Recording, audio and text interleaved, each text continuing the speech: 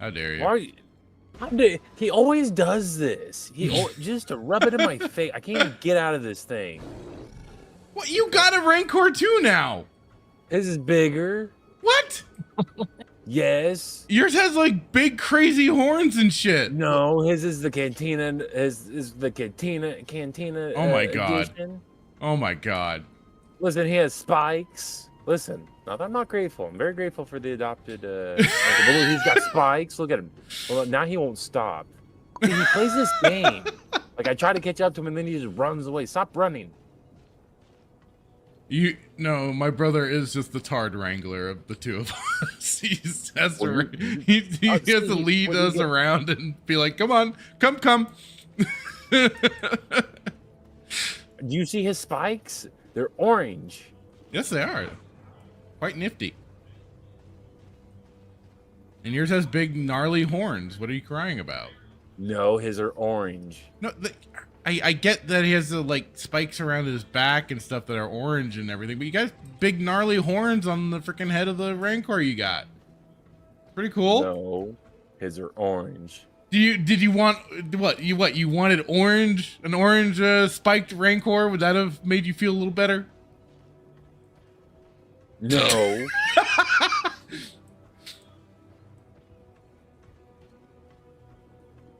Where are we going? I'm hungry. There's stuff at a gas station. Own your truth. You know, it was difficult. It was at first. I mean, you just cornered me like that and everything, but you know, it's a little liberating now to know I can like Star Wars in more ways than I ever imagined. Dave Filoni is the savior of Star Wars. KK is doing an amazing job. The people out there are just blind and can't see it. So yes, thank you. I can stop lying now. What? What the fuck?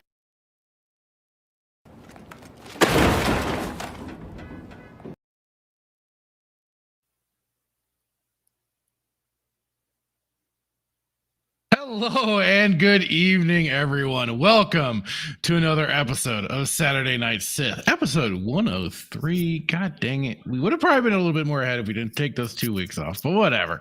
I'm your host, Fractured Filter, with you here as always, my buddy, my pal, my compatriot, and all this madness, Jay Hitman. How are you tonight, sir? Erek Triek Tekek Sholva Kree. Oh, he's really brushing up on his Jaffa language there. All right. Yes. If anybody's wondering, that means we do not surrender even in death, you traitorous swine. Come to attention is the verse of the day.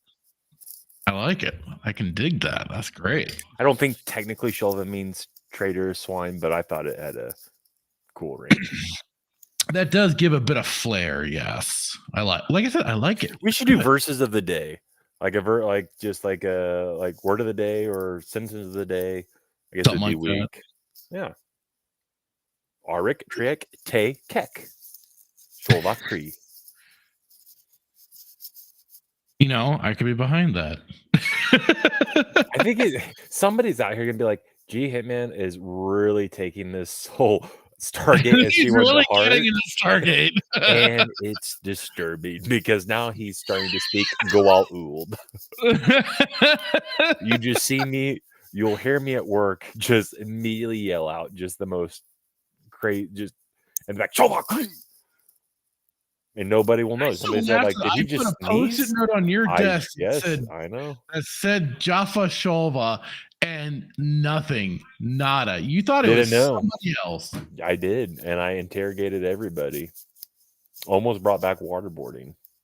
Not physically, but metaphorically, because I wanted to know who had the audacity. There's only here's the thing. This is what's so this is why we are just screwed. One of the reasons why we're screwed as a culture, right? Okay. The one thing is that nobody, the probability that you're going to run into a young buck that knows Stargate, SG-1, Stargate Atlantis, Star Trek. I mean, Star Trek, the new Next Generation, DS9, Voyager's trash. So like that's fine. But like, these battle. I'll even say Battlestar Galactica because that's that's like your favorite, next to Babylon 5. Nobody knows. Nobody knows. We live in a society and a culture where people literally think the sequels are their original trilogy. Right. These are just sad. It is. Before we start, can I just tell you that I've been trying to figure out where, like, I know Star Trek's bad, right? But I wanted to just figure out like how far It's back in to a Star pretty Trek. bad state as well. Yes. Well, here's the thing, and you tweeted this a couple days ago. It's like he's actually breaking his Star Trek thing. It's like I think there's this presupposition that if you're a Star Wars fan, you'll always think Star Trek's trash, and if you're a Star Trek fan, you always think the Star Wars is trash. Because let's be honest, like George and Roddenberry, I think hated each other. That's probably not true, but in my mind, they hated each other. I mean, there's a picture of them shaking, and if George could punch his mother, like I think George would. That's how much I think they hated each other. You know what photo I'm referencing because we put it on the show. It's like he's shaking his hand. It's like, on stream, oh, you dog, SOB. I wish I could punch I you just right love in the fiction you come up with for these scenarios. It's You great. spelled reality wrong. Sorry. No, but in all seriousness, it's like because I've heard this term new Trek and Bradley kind of described it, that if Star Trek was good, when was Star Trek good? And taken from the Star Wars perspective, I've always thought that Star Wars or Star Trek was never good, just because that's kind of like, your Biggie or your Tupac, or Star Wars or Star Trek. You can't be both, right? Right. But there's people out there because Tim's both, Bradley's both. I mean, probably unicorns, right? But when was Star Trek good, and when did it go bad? And that's why I put that poll. That's why I put that poll out there. It's like, if somebody's starting Star Trek, where do they start? I think I did original trilogy. I think I did the original series. Next Generation. Yeah, here, let me. I happen to have it up right now. I can pull it up. Think about DS9. I'm assuming that came later. It did a bit later. So yeah, you had your tweet of which Star Trek should I start watching / reviewing, and you asked some of us for help. Yeah. And you had Next Generation, Voyager, and the original series.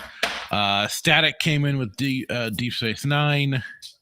Can I just tell you what brings me so much joy? I of course said, you can't go wrong with original series. Kirk is GOAT.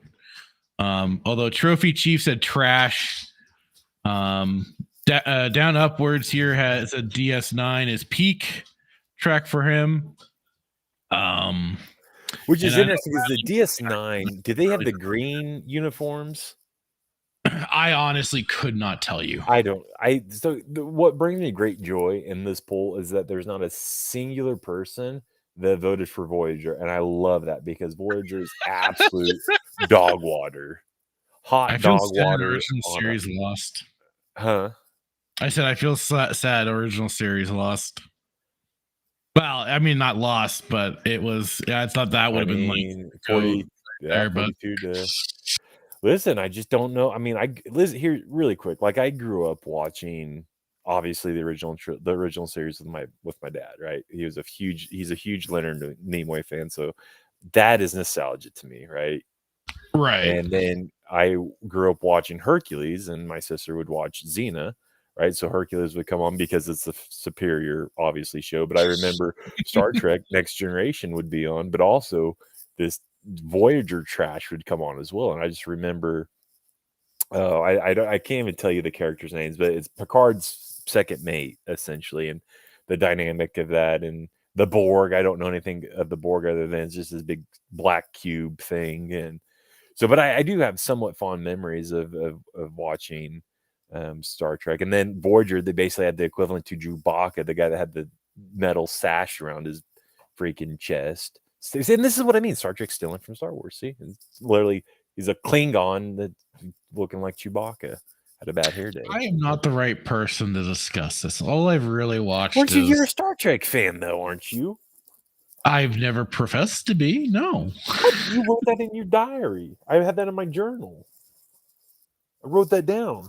Anyways, let me get to the chat really quick here. We had Dan Blackwood, aka Liquid Blake, already in the chat saying you should redo the intro and change the lightsabers yellow to be more lore accurate. Now, all I have is Katarn's yellow saber, yes, but he got that off of somebody else. What can I say? Maybe down the line I'll have to readjust. Meteor Advocate Timon is in the chat as well, saying, "Heyo, Fractured Filter and Hitman, hello to you, sir." That is mean. That is mean. Do not start with Discovery. Do not. Duke Devil Bradley's in the chat. Says, why waterboard? Should have used one of those gold hand devices. He's right there. Oh, how they killed Jolinar. Yeah. And hello, Mr. Grant Gregory. Welcome to the chat, brother. How's it going? And Riker, yeah, the Picard second in command. Riker, yeah. But I've never watched.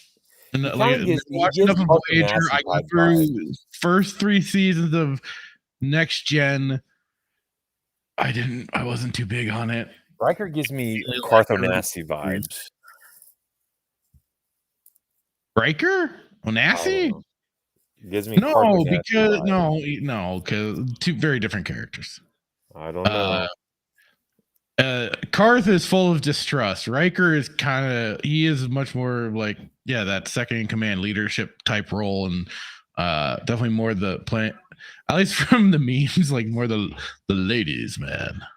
But yeah, and yeah, like Brad says, 1966 to 2005, good trek. Some things went great, but all superior to Jar Jar Abrams and Kurtzman trek. Yes, basically avoid anything post 2005, and you should be good. Kind of like with Star Wars, avoid anything after the buyout. Or but even make the argument that Clone Wars was on George and it was atrocious. Well, you can't always agree with the man himself, right? So it's like even then you gotta kind of thing. I don't know if I trust George anymore after him coming out, and which I don't think I never thought we would ever come at a point in time where we would be talking about how George is now like doing what he did. And again, there's no unequivocal evidence. It was either a letter or I don't know what it was. It was a letter, I'm assuming. Yeah, I think so. Yeah, it's been a while since it's already been kind of a while since I've looked at all the details with the whole his endorsement. Until he comes, I guess the only way that you will know unequivocally is if he comes out and says it was my letter and I support Disney. Right. Yes, his wife could have wrote that letter, for all we know. Bob Iger could have hired somebody that looks like George's wife to wrote the letter. Babylon 5 is the best Star Trek. I mean, you might have Duke Devil fighting over that one. I don't know. Babylon 5 is pretty legit. Duke Devil said, "We're not great, not when we're not great, not when great. I'm walking now. Can't type well. You're good. You're good, sir. You're good. No worries." Look what Blake says. Avoid anything after the Phantom Menace. Oh, well, there you go. There you go. Definitive right there. Mr. Grant Gregory says, not long now until Disney destroys Stargate. Not looking forward to the reboot. Isn't that no, not Disney. I thought it was okay. I know it's a joke, but still, it's like I could have sworn that was Amazon that had the rights to Stargate. And it's just like, because I think we covered that too a while ago. I don't remember, but don't talk about. I know. It's the one thing I have left. The one thing I have left. The one thing we both have left at this point. Yes, please don't no. Just let me watch Hathor in peace. That's right. That's gonna be tonight's episode. Heck, let me watch Singularity in peace. Watch any episode from season 1 in peace. I'll watch Cold Lazarus in peace. I like how that's like the one episode you just cannot. It's just bad. Bad. I know and all, but it's still so funny. Like, it's good because it's Stargate, but it's just I don't.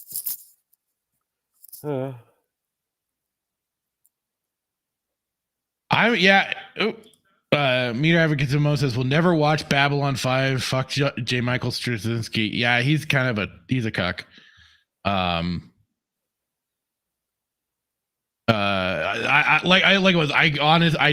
brother and I, we both tried watching Babylon 5 and we just could not get into it. Yeah, Mr. Crankreger says, yeah, and Amazon has a brilliant track record with existing IP, right? I mean, Rings of Power. Am I right? Are you saying that Rings of Power wasn't good? Oh, I mean, it was a cinematic masterpiece. I mean, you can't go wrong with. I can't even do that. I can't. I didn't even watch the show either. Like I didn't watch it, didn't go near it. All I did was hear about it, and that was it. And I'm like, whew. Yeah, Fear of FEMA says, and hello there. Says Amazon has Stargate. So yeah, it's a pisser, right? Pisser.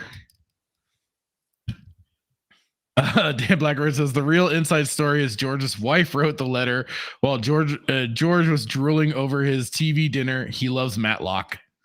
I believe that. I'll believe that. That's right. You haven't seen what I have seen. Yeah. Oh, right. FEMA. I forget about Wheel of Time. I've heard about that poor show as well. Oh, that's right. Oh, I forget about. Meteor Advocate Timon. I try and blank this out. I really do, because I know that it's like, regardless that they retconned it later on, the damage was still done. So yes, you're absolutely. I forget that was it. People got problems out there. Let's just talk about how Amazon's not going to touch Stargate. That'd be great. I don't want to put too much optimism out there, because then I feel like that's what it's suddenly like announced. Guess what?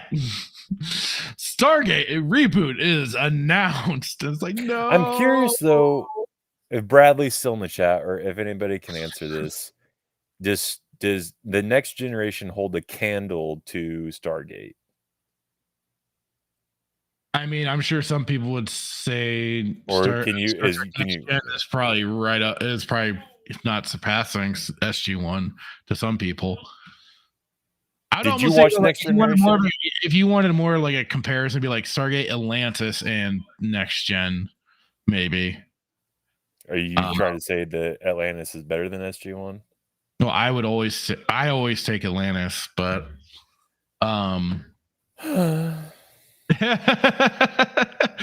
but I mean, like I only went through 3 seasons of Next Generation.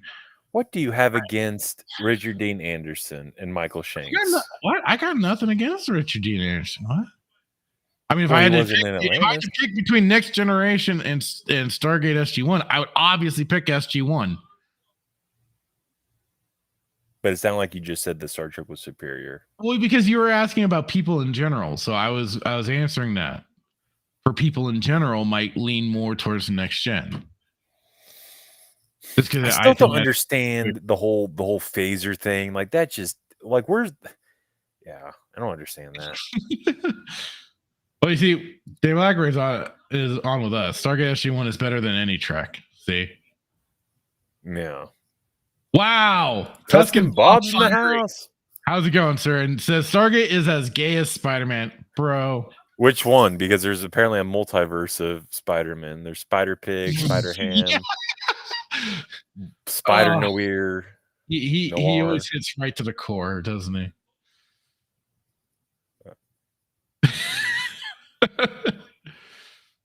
Fear FEMA says TNG is as good as SG-1. In his honest opinion. And And Bradley said, "Nightmare for Hitman. Disney buys SG-1, reboots it with lead characters of Colonel Jack O'Neill, put a chick in it, make it gay and lame."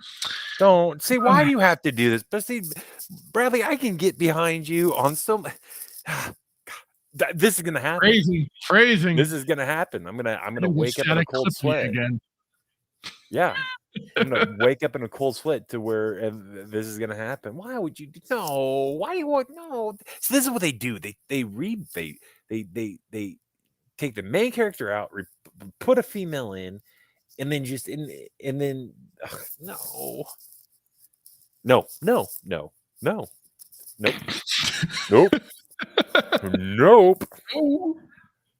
I don't know how to say no in any other language other than no. No, Meteor Havoc Son, you got it wrong. Greg isn't Spider-Man's number one fan. He's C-3PO's number one fan. You gotta get that right. No.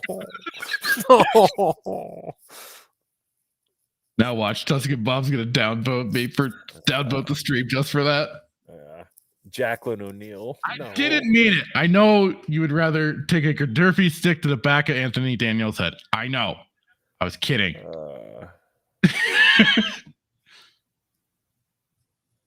I love it. Now the chat is just firing off. I want Tuscan Bob's opinion on Star Trek, if which is better, Next Generation or. Well, I guess you have to throw DS9. I don't know why I didn't think about throwing DS9 in there. Not that I know anything about DS9, but you needed like a whole list of all the different Star Treks. Well, that's what I thought the three. I thought those were like really the top three. That's what I've heard. Generation, DS9, and the original series. Damn, we've already been reported.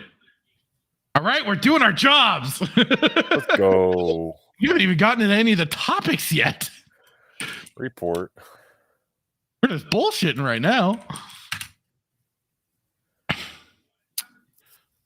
Maybe our powers are growing. Who knows? Who's the better captain, Kirk or Picard? Well, here, let's do this. I'll just leave it up to the chat. Or I don't know who's the captain in DS9. Put the Voyager chick in there too, because I'm sure she's not going to get any votes. What was her name? Okay, hang on. I gots to know, man. I gots to know. You gots to know? All right, hang on. I'm trying to. I don't remember all their names, so give me just a moment here. I'm getting it. How should I? Because it's Star Trek. Oh yeah, Sisko. That's her name? No, the DS9 captain, main guy. Oh. I'll throw Voyager in there just to Janeway. I should remember this because Mike Nelson impersonated her on an episode of MST3K for the it was a good one too. It was damn it, now I'm forgetting which MST it was. Laser Blast. That was a good one. That's a freaking good one. Because it was when they thought the first time the show was ending before they went to sci-fi.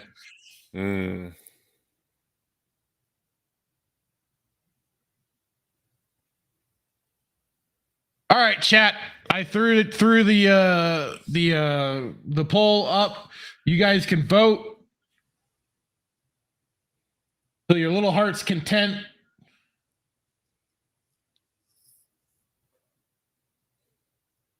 Ooh, it's already turning out interesting. I'll have to give you permission so you can see this at some point. Is it blowing up? We're already getting some votes, and a particular captain I thought would have been getting votes hasn't yet. Oh my. Come on, we got 8 people going right now. 5 votes. Okay, cool. We're getting there. Let's go.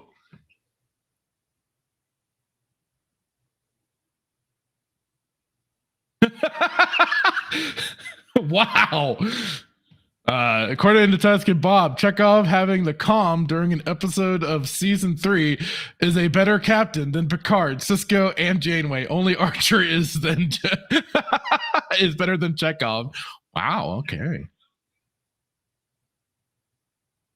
Mr. Grant Gregor says that Sisko, he has the fewest deaths under him. We see him as a commander first, and he sacrificed himself to save the universe. Easiest choice. Okay. I probably spelled it wrong. Yeah, no Picard. Whatever. Well, and then Picard ruined Picard. Well, hey, I heard the season 3 was like really good. Right? That's what I heard. Okay. And we'll see how that goes. All right, now let's scare away the audience, and we will take a look at Tales of the Empire.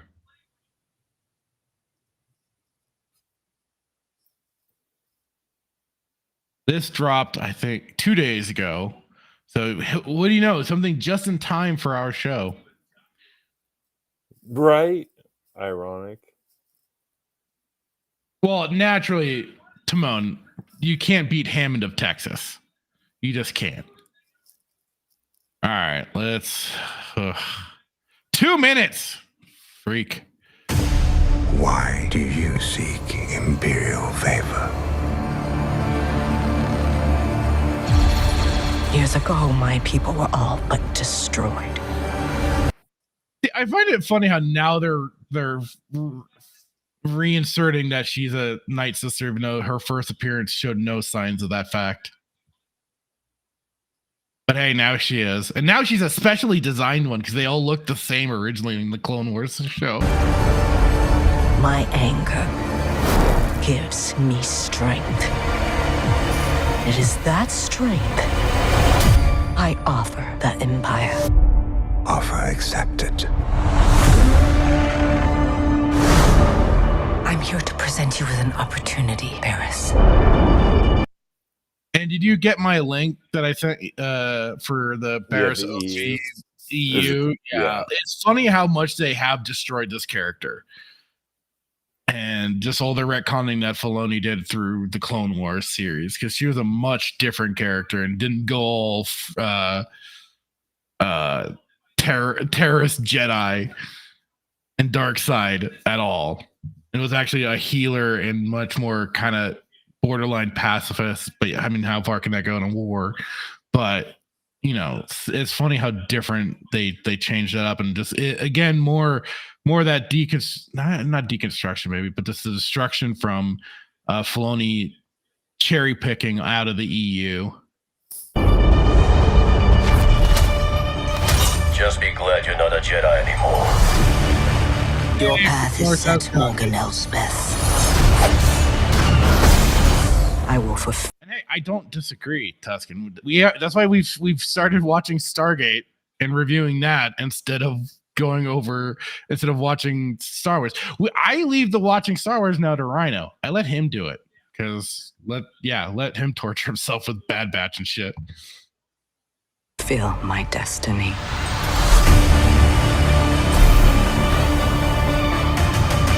Mercy only breeds defeat. But I will help you overcome this weakness. Attack!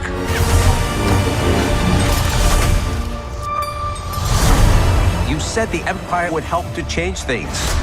Everything comes at a cost.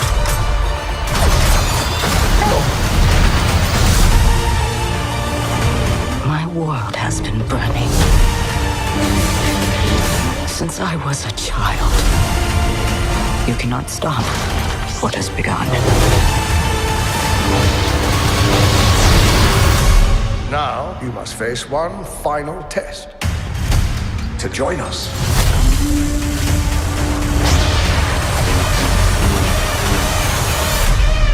It is time you meet your new master.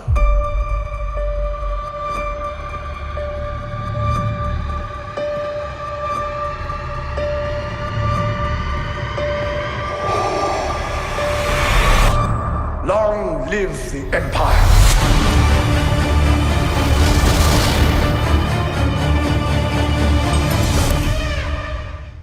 And like I ended up saying in a DM chat, that was basically just like the cheapest.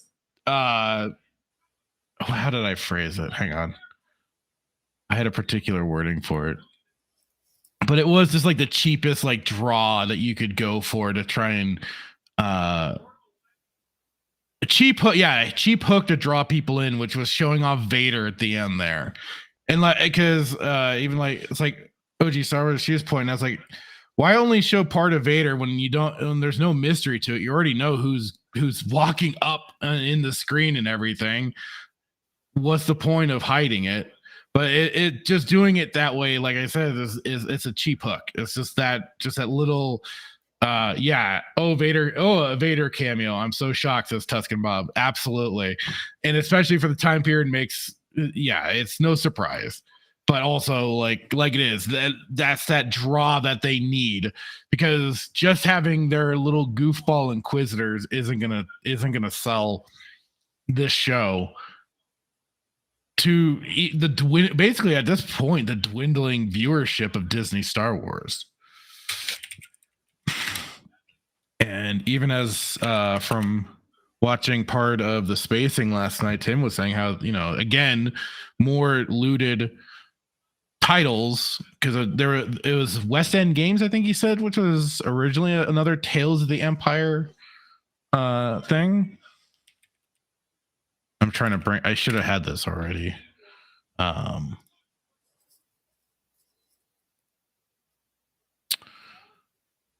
now it's like, hey, you bring it up and there's already a slapped Legends banner. I don't even know if this is the correct one because I wasn't watching the stream. I was just listening to it. But they had Tales from the Empire already. But yeah, what could you see? You seem awfully quiet, Hitman. I just think because why are we even surprised? Why are we even surprised that this trash is coming out? Like, the thing that will continue to boggle my mind is the fact that like the lore is there. I don't understand how you can create a character contradictory to how the character started or how the character was supposed to be developed. How they butcher a character after character. Yes. Well, they're going to be pushing this on the fake Star Wars Day, May 4th, which is not Star Wars Day for all. Oh, I know. 25th. Well, I know, 20. But no, this. You ask why I'm quiet is because like nothing phases me. Well, like nothing surprises me. But then I sit here and then I see this stuff, and then I'm like, yeah, they still get like, oh crap, like they went there. Like, anytime I see stuff like this by Star Wars, I'm like, they won't go there. They're not gonna go to they're not gonna go to the point of like no return. And there you go. There you're there. That's you command, Tuscan Bob.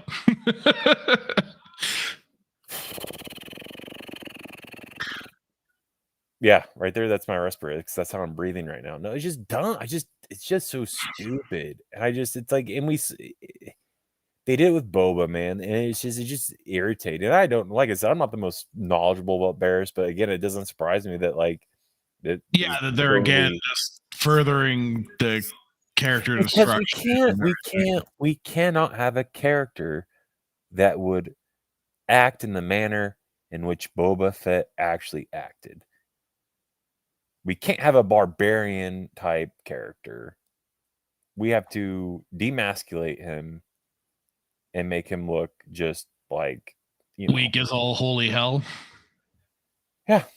So again, why am I quiet? Because I'm raging right now. There's no like, what's the excuse? Like, what's the play? What's the excuse? I rather go swallow Naquadah. Is it Naquadah?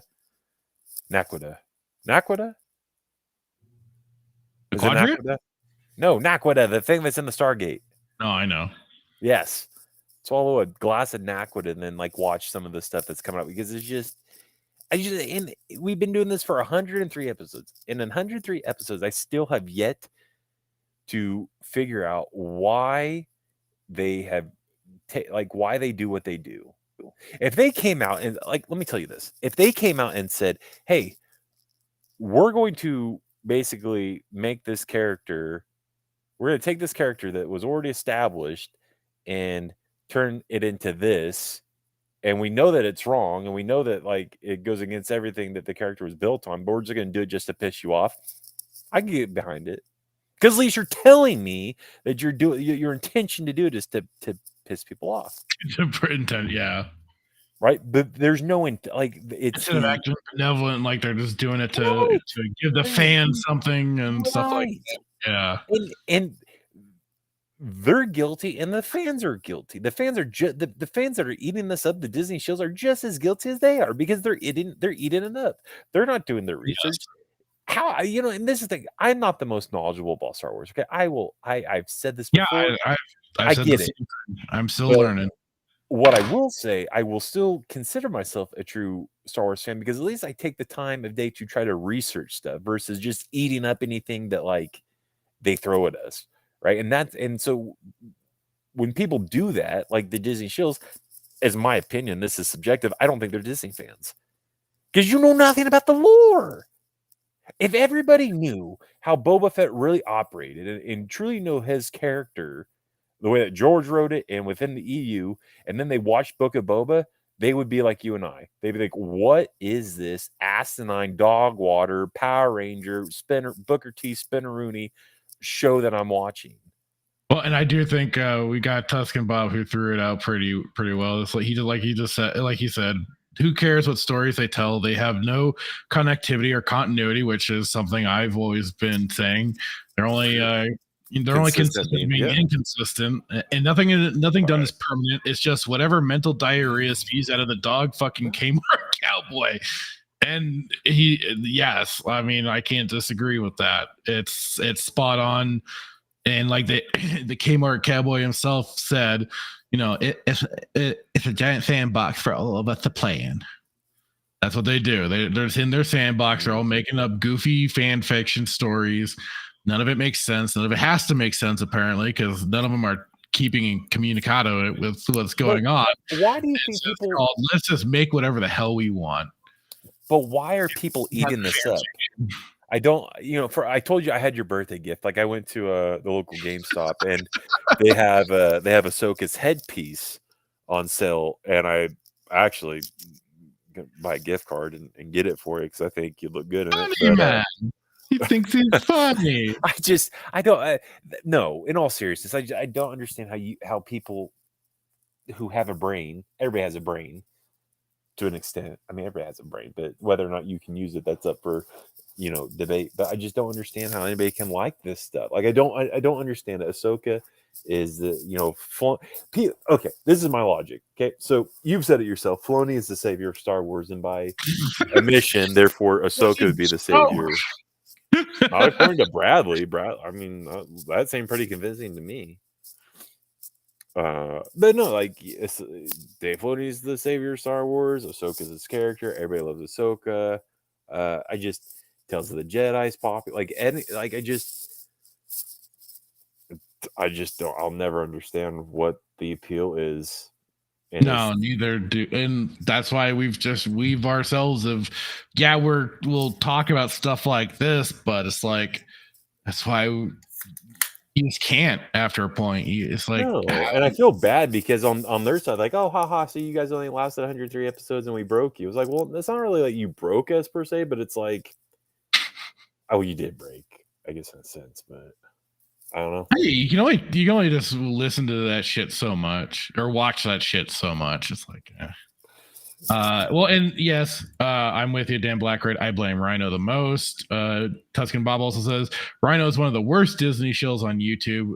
You know what? I keep trying to tell him, watch Stargate. Let's watch some Stargate. Let's do it. But he just keeps insisting Disney Star Wars and Bad Batch is the absolute tops.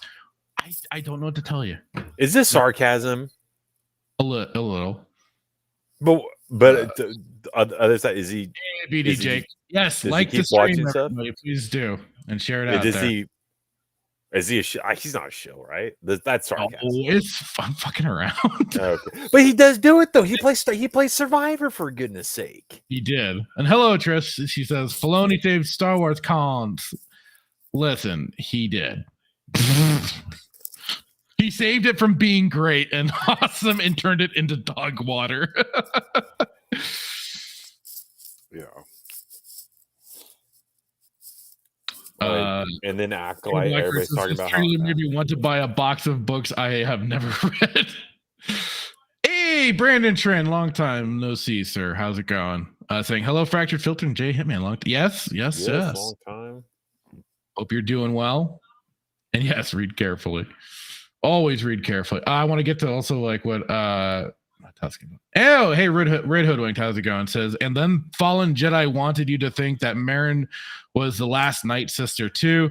Dave didn't take long to retcon that. I mean, he's retconned the video games that is under their umbrella. He's retconned books that's under their umbrella. He just don't give a fuck. All right, now I'm gonna probably butcher this name just like freaking Mazda does. Mr. Bigwig Majig AG Lig Vietnam Ham Jam Fig Stig. Hello. Says, I saw Vader and I clapped. Yes, we all saw Vader and clapped. But where is Bradley's comment? Oh yeah, there it is. But he said, dwindling Disney Star Wars audience? Well, wait until the Acolyte. It will bring people like Leslie Headland brought women to Harvey's office. Yes, it ought to, right? It ought to.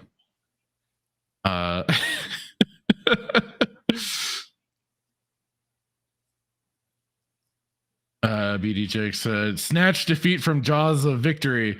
That takes some skill. It does. It takes some awesome skill. Whoops. Black Red says Rhino is 100% a Disney shill. If he could pull it off, if he could pull off the cowboy hat look on stream, he would. He probably would. It's true. It's damn true. Brad said, off to the beach for dinner. I'll join SG if we get back in time. All right. Enjoy your beach time and your dinner, sir. Have a good one. I know. I fuck Norris. How's it going, sir? I think I got him. I don't know though, but I'm doing it anyways again. Headless Ned's Shorts. Hello. Says Mr. G sent me link, said you were discussing best Star Trek captains. Picard better not win. We have a poll going for it. If you haven't, do drop a vote and let your voice be heard. That was pretty much some of it, yeah. But it's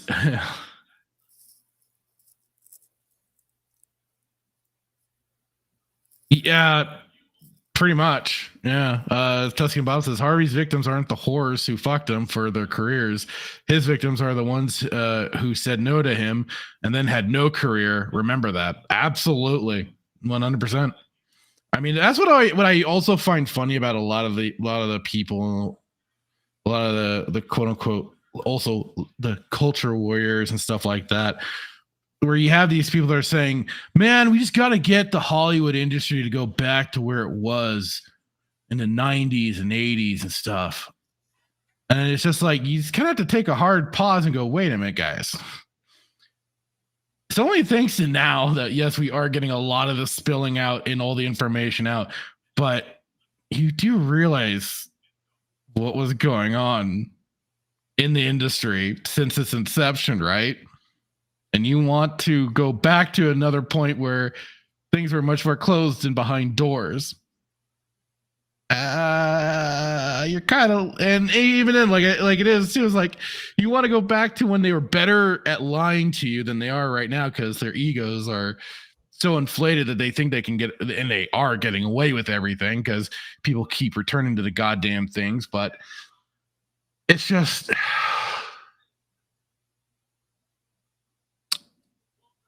it's just funny to sometimes the mentality for some people, and they don't want to.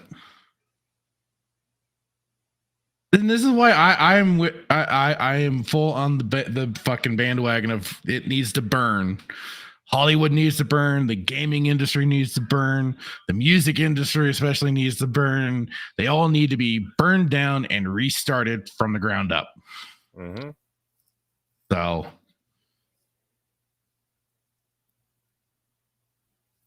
I don't even know if that would fix it though. Oh, I don't know if I want to read this. I'll check it out, Timon. Thank you, sir. I'll bring that up right now.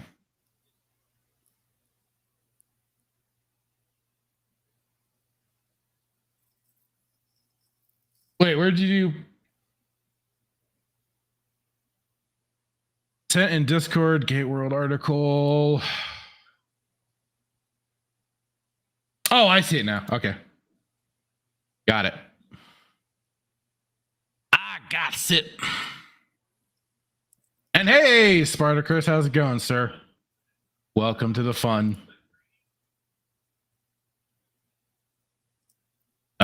Tusky Bob says Picard would be more popular if it weren't for his return to the franchise. I don't know if that would have changed anything, considering how horrible that shit was. Black Red says you can't put that genie back in the bottle, going back before corporate influence completely took over. But the transparency level will remain the same as now. You can't travel back in a vacuum now. And that's why I say you gotta burn it down and start over. You know, Tuscan Bob, I probably, you know, you're probably right. Archer should have been in that poll instead of Janeway. Can't go wrong with Scott Bakula. That's a failure on my part, I admit. All right, so let's take a look at what Timon sent us here.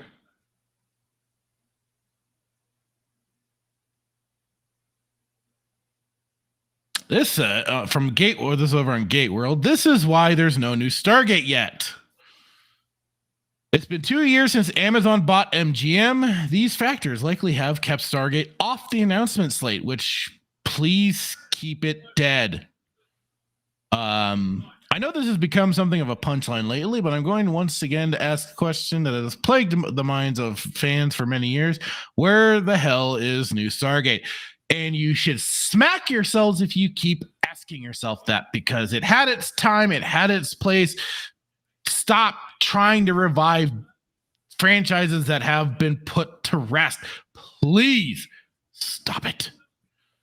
In the golden era of streaming and franchise revitalizations, how did a piece of intellectual property as valuable and widely beloved as Stargate get left behind? Is it merely a result of bad luck, or are there other factors in play? Most importantly, is it too late for Stargate to make a proper return? Yes. I'm going to say this very simply. It had its time. They ran it in the ground, unfortunately, but it had its time. It was fun. It was sad that it died, but, you know, we moved on. I can keep rewatching old Stargate and find enjoyment. I don't need anything new. I share in the frustrations of watching this incredible franchise be continuously overlooked by its management, and I understand the fear that the chance has passed for a proper continuation of the franchise as we knew it. From the outside, things appear pretty bleak. However, I still very much believe we will get new Stargate in one form or another eventually. But given the current circumstances at Amazon, MGM Studios, and the entertainment industry at large, there are likely a few factors to blame for this lack of new developments since Amazon closed its purchase of MGM in March of 2022. And I think we talked about that too, and my fears of that. Before we dive into those current factors, let's take a step back and review the chain of events that resulted in Stargate entering this extended state of limbo, despite the fact that not too long ago, it was one of the most successful and longest running sci-fi franchises on the air. See, I don't know what to call it, but it's just like it's these sort of fan bases that just, or fans, whatever you want to say, whatever you want to call them, that just can't let go. And I'm not saying like, you know, completely lose interest, stop watching it or whatever. You can keep rewatching the old series, but it's just like, this is where you get, this is the whole monkey paw thing. You be careful what you wish for, because oftentimes when they do these revivals, you think people would learn by now the dangers of this. Look what's already happened, but no. So how we got here? It's been almost 13 years since Stargate Universe signed off with a series finale Gauntlet on the Sci-Fi Channel. This episode marked the end of sprawling and widely successful shared universe of television series. Let's call it the Wright-Cooper era. After showrunners Brad Wright and Robert C. Cooper, it encompassed 3 television shows, 17 seasons of television, and 2 direct-to-DVD movies between 1997 and 2011. Despite Stargate's long-lasting success, MGM's bankruptcy at the end of 2010, rapidly evolving market factors, SGU's declining ratings, and the Sci-Fi Channel's change in brand strategy forced the Stargate franchise, along with the crew of the Destiny, into stasis. Well, and prior to even Stargate Universe, they'd shut the doors on Atlantis, because they were then focusing on freaking Universe. The first sign of hope for Stargate came in 2014 when MGM announced that Stargate feature film director Brad Emmerich, I got it mixed up. God damn it. Roland Emmerich was looking to reboot the franchise with a big budget theatrical movie, a film that was also intended to launch a brand new Stargate trilogy. It was an unexpected chance for Emmerich and writer-producer Dean Devlin to realize their original vision for the Stargate trilogy that never was, while also breathing new life into the dormant franchise. Yeah, they had a really, again, like I think we talked about this on a few streams ago with Spartacus and them, and I think Sparta, it was like they were getting into some really weird territories with the books that they were doing post the movie franchise, when it was looking like they weren't going to be picking it up to do the rest of the movies, and they just did them in book form, and there's some weird stuff. I much prefer the way SG-1 took it. But I don't know. Again, I don't know why you want these people to return, especially at Roland Emmerich and Dean Devlin. Time. They had their time, their place for it. Unfortunately, or fortunately, depending on how much you care about the canon of the television universe, that proposed reboot fell apart a couple of years later, and MGM went back to the drawing board. The studio landed on Stargate Origins, a short-form digital web series that chronicled the adventures of a young Catherine Langford and her father after they make an accidental trip through the Stargate. A whole decade after they first discovered the device in Giza, Egypt, Origins was released in 2018 and was distributed on recently launched Stargate Command, a digital subscription platform for all things Stargate. I have still never watched that, and I don't ever intend to, because I heard it was not very good.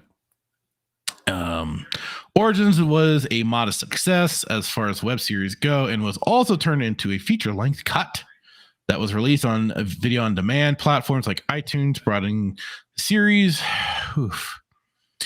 There were rumors of the more origin type series were on the way, like an origin story of the Jaffa, and would have seen Christopher Judge reprising his role as teal'c. But for whatever reason, those series never came to pass, and Stargate Command shut down the next year. Yeah, but there's a noticeable difference of Christopher Judge when he starts in SG-1 and then gets towards the end of SG-1. I mean, he, of course, because naturally he aged.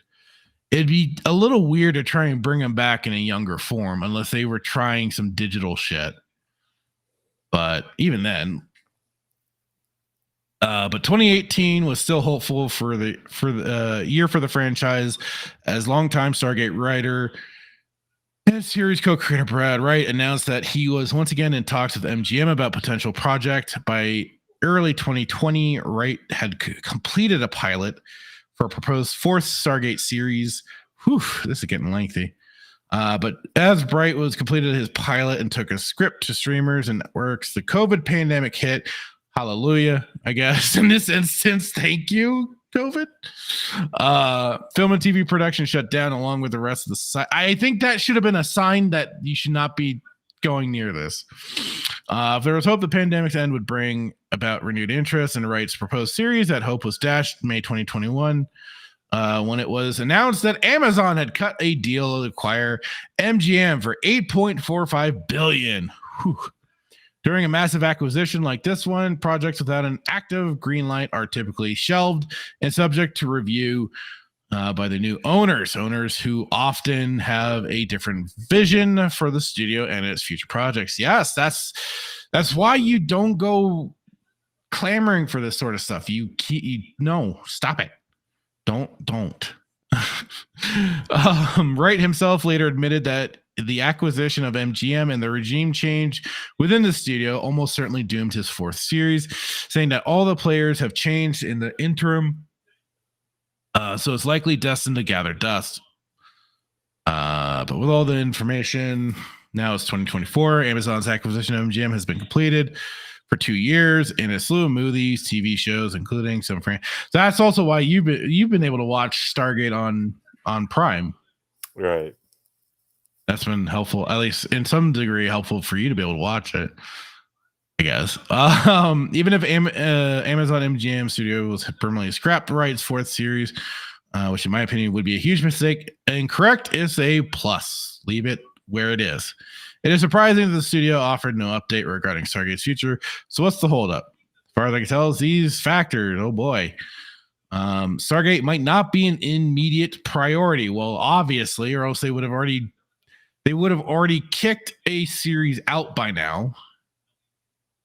Or there would have already been some active development for something like this. If it was going to be a priority, if they saw that there was enough of the fandom to, if there's enough basically, Disney tier retards that they could feed off of, but it must not be there. Unlike for the unfortunate things of like Lord of the Rings with Rings of Power and Wheel of Time. They sadly hooked after people and got some ridiculous people to also promote that shit. I don't know where I was going with all that. Basically, you're saying don't touch Stargate. Leave it alone. Leave everything. Leave everything alone. While Stargate is one of the more noteworthy franchises in MGM's library, it might take a seat back when it comes to the studio's most urgent objectives. So far, that appears to be the theatrical side.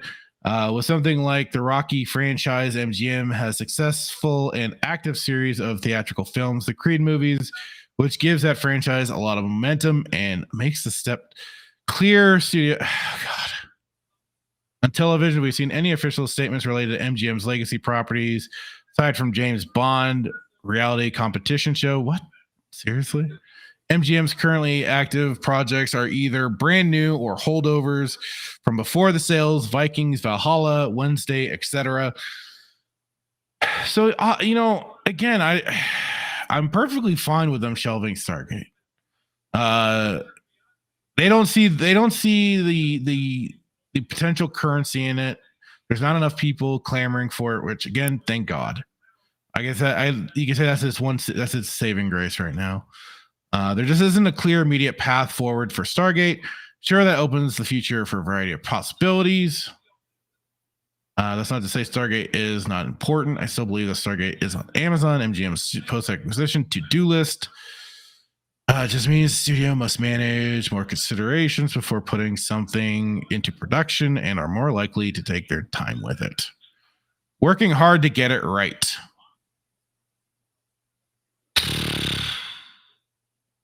I mean, this is just...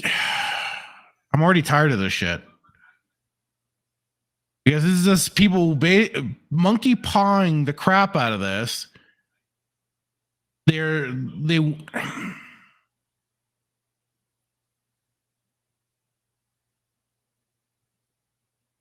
Amazon might be tied up content spending, despite Amazon being one of the biggest and most successful companies on planet Earth. All is not well with its entertainment division, streaming service, Amazon Prime Video. I mean, they already ordered, what was it, like 4 seasons of Rings of Power or something? Yeah. And that was like stupid amounts of money that they paid for that shit. While most streaming services have been shelling out billions each year to attract top talent, produce oddest content possible in the hopes of staying competitive with Netflix, 2022 was a wake-up call for many of these platforms. The COVID era of streaming boom was over. I guess, again, there's a saving grace right there. All of a sudden, investors were looking for profitable rather than some fantasy of rapid exponential growth, which could justify the enormous budget. While Amazon MGM Studios is backed by cash-rich parent company, Amazon CEO Andy Jassy reportedly had concerns about the studio's liberal spending, questioning if it was yielding a worthwhile return on investment. Just a few weeks ago, the studio laid off several hundred employees, including some senior executives, and reorganized its leadership structure further, indicating an attempt to streamline their operation in 2024. They also introduced a controversial change to Amazon Prime Video, requiring existing subscribers to now pay an additional $3 per month to watch content without ads. Slowly but surely, we're just looping right back around to making streaming no different than cable television. Well, this is our future, right? It's still filled with tons of ads. Amazon's gone to that. Huh? Amazon's gone to that. You pay $2.99 a month for no ads. Isn't that just ridiculous, though? I mean, you're already paying either the Which yearly. is interesting. I just share because when I first watched the first season of Stargate on the Amazon Prime, there was no ads, and then progressively through the seasons, it has now reintroduced. Well, now the ads have been the thing. So I don't know. It's very interesting what's going on with it, but I'm not going to pay $2.99 for no ads. That's ridiculous.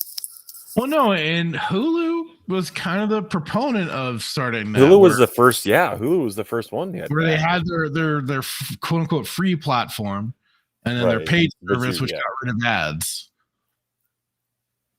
Which is like, okay, I guess, but like still, it's like it's the funniest damn thing is we're just heading back around towards cable television. Yeah. Overlooked value of Stargate. Apparently, even now, despite the absence of new narrative content, the digital footprint of Stargate fandom online remains impressive and robust. Fans showed the studio during the #WeWantStargate fan campaign, you bunch of retards, which trended globally on Twitter for all of 5 minutes, that there were plenty of consumers still interested in the future of the franchise. I've also heard rumors that viewerships for Stargate SG-1's tenure on Netflix was excellent.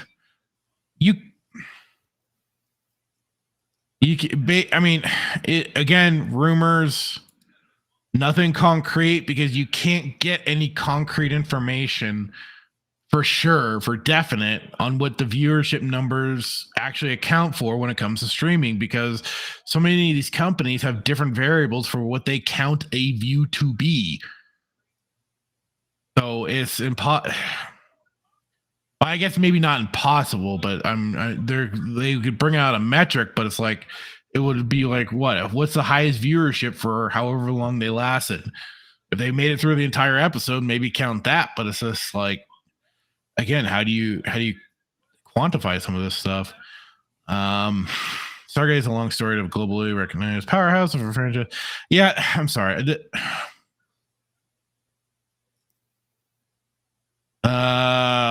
No, I don't either, but nor should we be clamoring for anything more Stargate, because I do not believe that the fans are owed anything by MG. Okay, you're trying to ensure that you aren't blamed for any rabble, anybody getting a little passionate out there. But hey, it's a good thing for somebody like myself. I don't care. I don't want it. Not that I don't care. I retract that. It's that I don't want it. I don't want them to make new Stargate. I love the Stargate that we got. This doesn't need to happen. Fine. The longer they wait to produce more Stargate, the less likely it is to be successful. That is fine. It went Stargate for as long of a run as it had for the 10 seasons of SG-1, the 5 or 6 of Atlantis, and the 2 for Universe. I mean, it was not such a phenomenon as you would get, or even propped up like a Star Trek or a Star Wars. These other franchises that hit a much more global appeal. But I mean, I guess I could say I was a little more isolated with what I was watching and stuff, and Stargate just never hit my viewing schedule. So, but it just didn't get that same traction. And I don't think even if you tried to bring it back, it would get that. But then, I mean, hey, fucking Cobra Kai of all damn things, reviving the Karate Kid franchise, somehow pulled it off. And I have a lot of fucking problems with that show. Simply put, the longer Stargate sits idly on the shelf, the more devalued the brand becomes. Stargate fans are loyal, long-suffering. All right, Adam Barnard, I get it. But California, man, piss off. that was unnecessary. but no, it was I love the show. I love it to this day. I still enjoy rewatching it. But you know what? Again, I'm just repeating myself again and again and again here. But I feel like it has to be, impressed upon. It's like, hey, we had its time. We enjoyed it. It was great. We all have a love for it. Well, maybe not all of us, but for a lot of us. But it came to an end. They closed the doors on Stargate. That was it. And having some acceptance is fine. And that's certainly what I came to. They closed the doors on Atlantis and everything, and then I was just kind of over Universe, and I was like, all right, it's done. It's dead, Jim. And I moved on. I went sadly onto Doctor Who, and look what that's turned into. But there's something else. You could stay passionate about the franchise that we had, but accept that we had it. Be grateful that we had what we got what we have, and just enjoy it. We don't need to keep having brand new. That's what I'm certainly learning with video games right now. We don't need a brand new shiny thing to come along to distract us for all of 5 minutes. Just throw it away again. We had it. Keep watching it. You can find people that, make custom merch and stuff if you really want to get, sort of collectible-ish or shirts or whatever. You can find that stuff out there. But you don't need new. God, I wouldn't want to think about bringing back the actors. They're old now. Come on. Let them rest.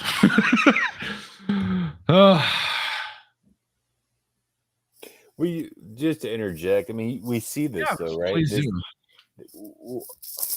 Oh man, we see this time after time again, and I go back to, and I could be wrong, but the first time I realized that people were bringing back, trying to revitalize or rejuvenate things that should have died was WWE, right? With the old legends, if you will.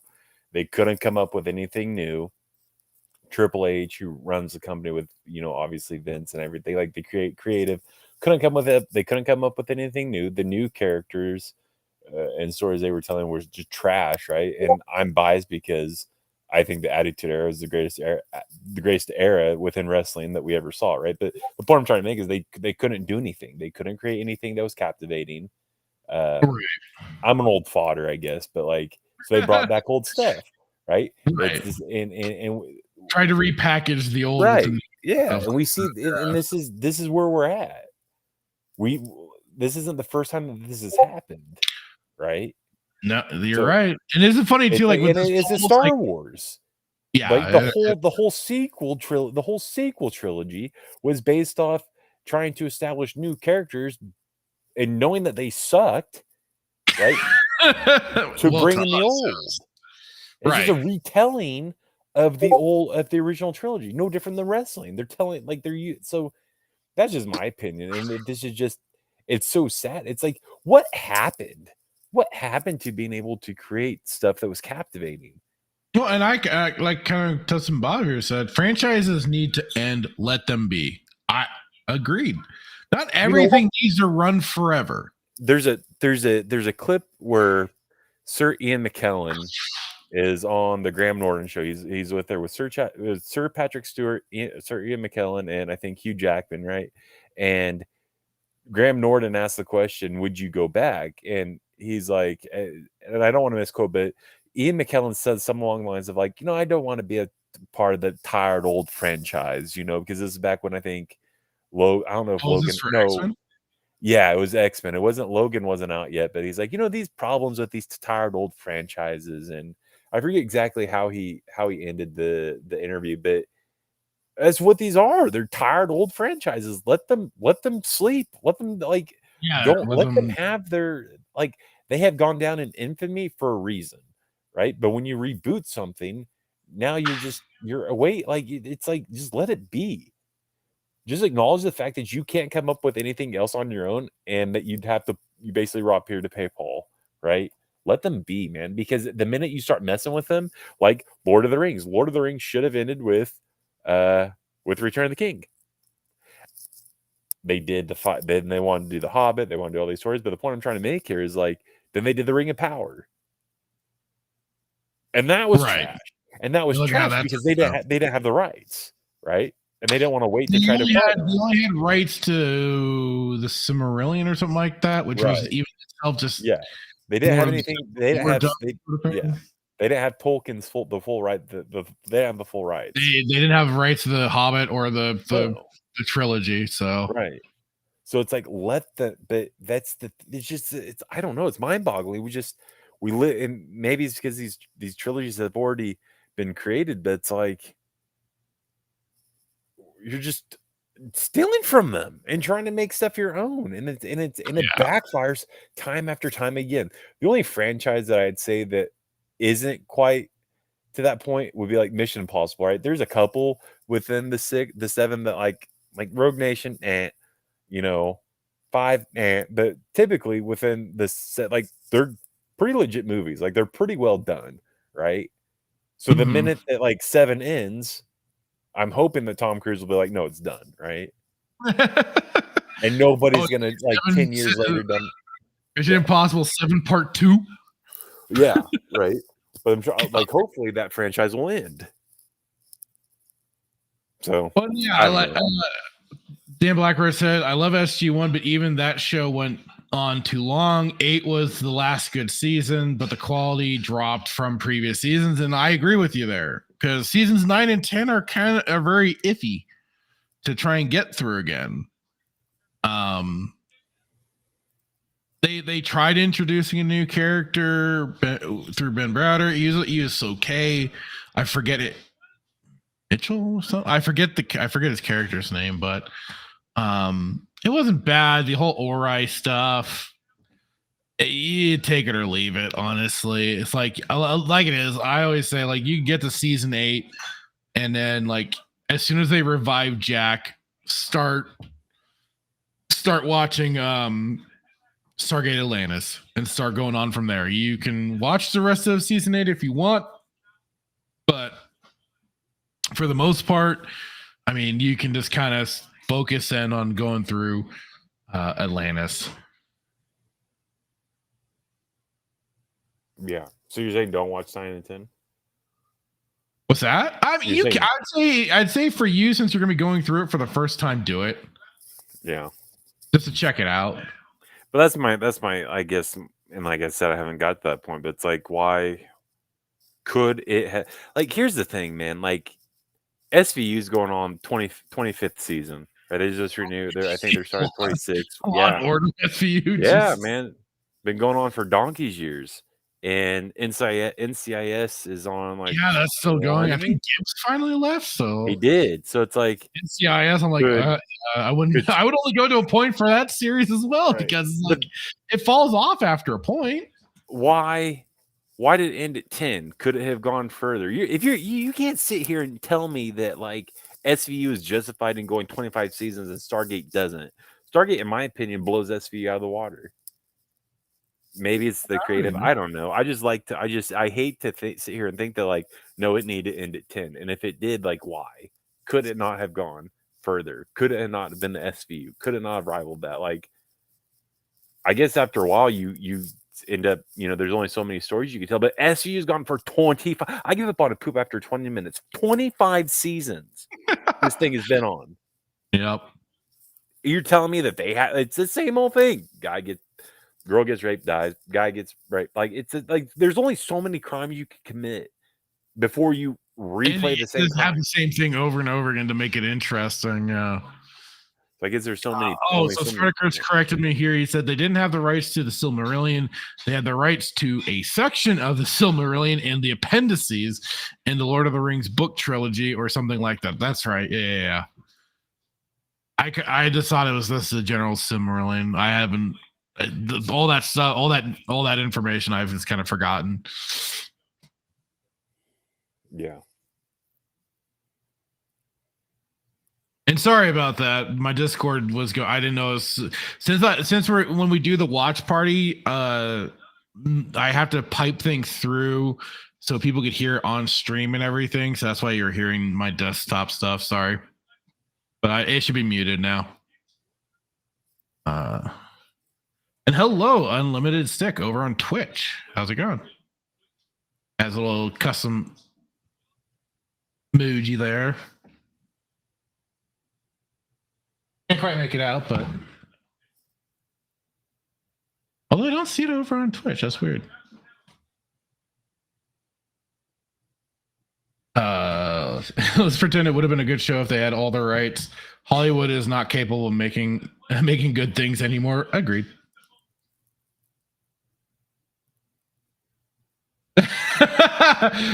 Doesn't Bob. Hey, now just a minute. You cannot compare a police procedural drama to a sci-fi series.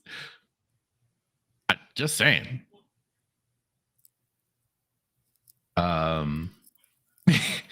It doesn't also said earlier, gay karate is a cynical, mean-spirited Frankenstein abomination compared to the spirit and tone of the original. Like I said, I had so many problems with that goddamn show in comparison to what they overwrote for the original. If you want, like, also,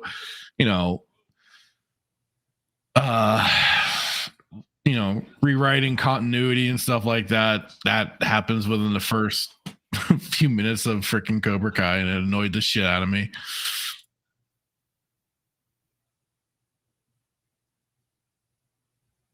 Yeah, I'll agree to that. Without Jack, SG-1 just wasn't SG-1. I agree to that. And I had a panic attack when wanted out. I had a panic attack when like he retired. Like it was like that forced retirement because he was like calling out everybody. Oh, right. When he's getting all snippy with everyone, and then it turns out to be a whole wash. Yeah, he did little cloak and dagger stuff. Yeah, smoke and mirrors. Yeah, that's a good one. All right, let me finally end this poll after 54 minutes. So, who's the better captain? We got a tie between Captain Kirk and Cisco. Picard at 6% and Janeway in at 6%. What did Picard get?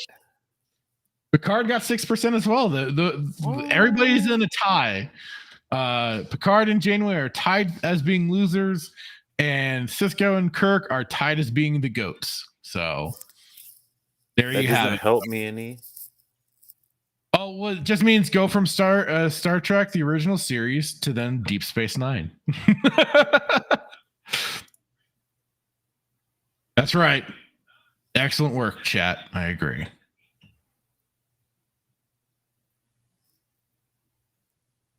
Oh, Cameron. Yeah. Cameron was okay, and I like Val, but the later seasons are weaker, definitely. All according to plan, huh, Blackroyd?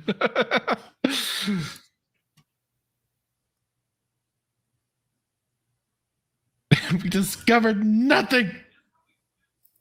I have no answer. Perfectly It tells balanced. me none. Well, I still gave you my suggestion. Listen to me. I'm just overruling your shit altogether. Right.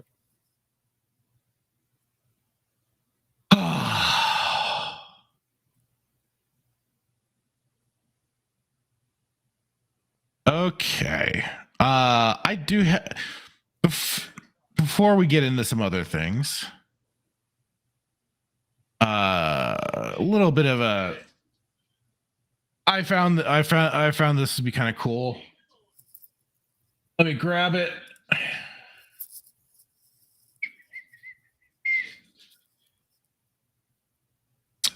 I'm always again and again and again. I'll say I'm always looking out for mod projects. Oh, shut up! Sorry,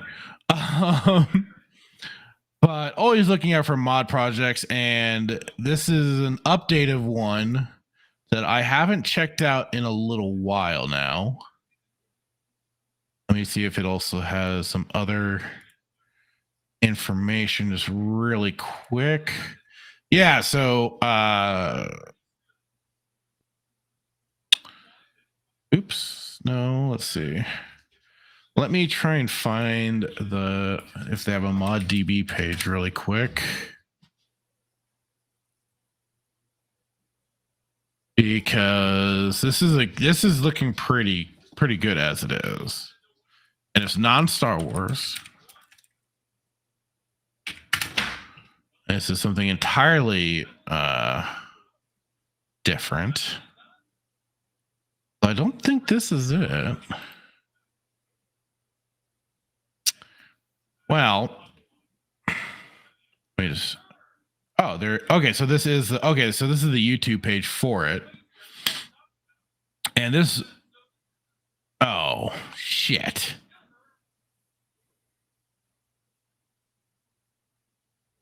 Okay, so god damn it.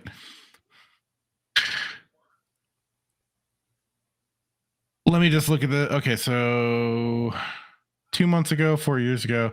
Okay, so this is so this is one I've been following. But the thing is that they happen to put the reason why I go, god dang it, is that this video was posted on April 1st. So you don't know. Right.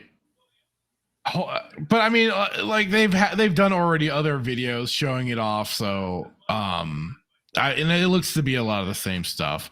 But no, this is for Fallout 4. This is the Fallout 2 remake that they're working on called Project Arroyo. I love the original Fallouts. 1 and 2 are the tops. Fallout Tactics was a great little side, kind of additional story thing. They kind of changed up the whole isometric style with some new tactics. Like it's in the name, Fallout Tactics, but some new combat styles that you were able to implement for battle. But yeah, let's start. Check out some of they have remake versus the original. That's kind of the cool part of this. That's kind of why I also wanted to take a look at it. It's like you're kind of seeing already some of the comparisons from the original here, and then of course the remake on this side. I love the Fallout music. The Fallout music is some of the best for a soundtrack out there.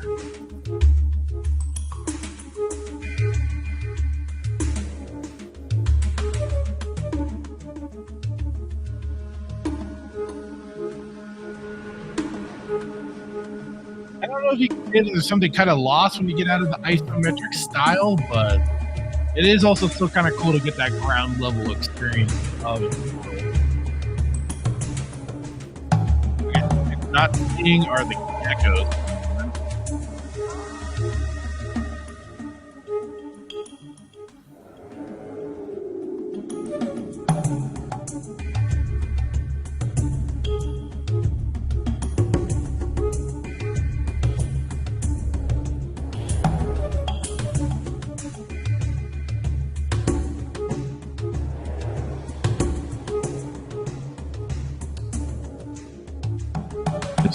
crossroads here.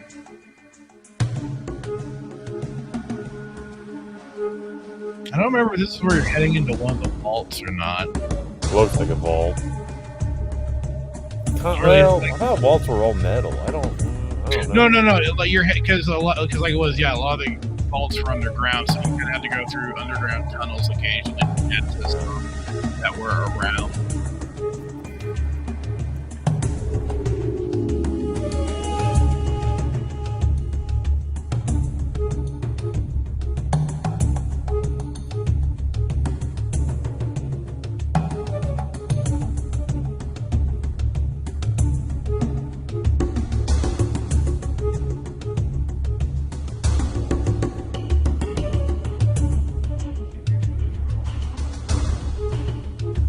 Just for me to take a moment to kind of hear the music, it makes it enough for me.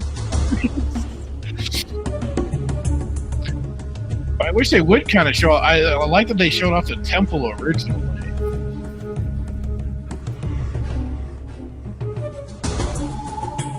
Just basically your tutorial. Fallout 2. Okay, yeah, here it is. Voltage of the area looks like that taken over by some of the creators or something.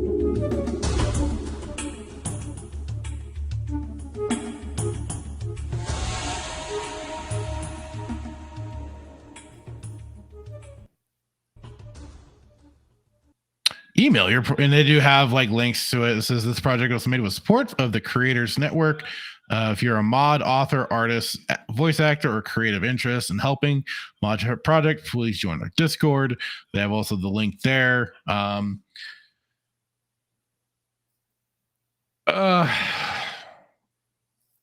of course, Greg's keeping it real up in here. Never fall for fan-made remakes. And if they are successful, the publisher shuts them down. Otherwise, they get abandoned about 60% through. He's not wrong. I am just saying that this does look pretty cool. I like the way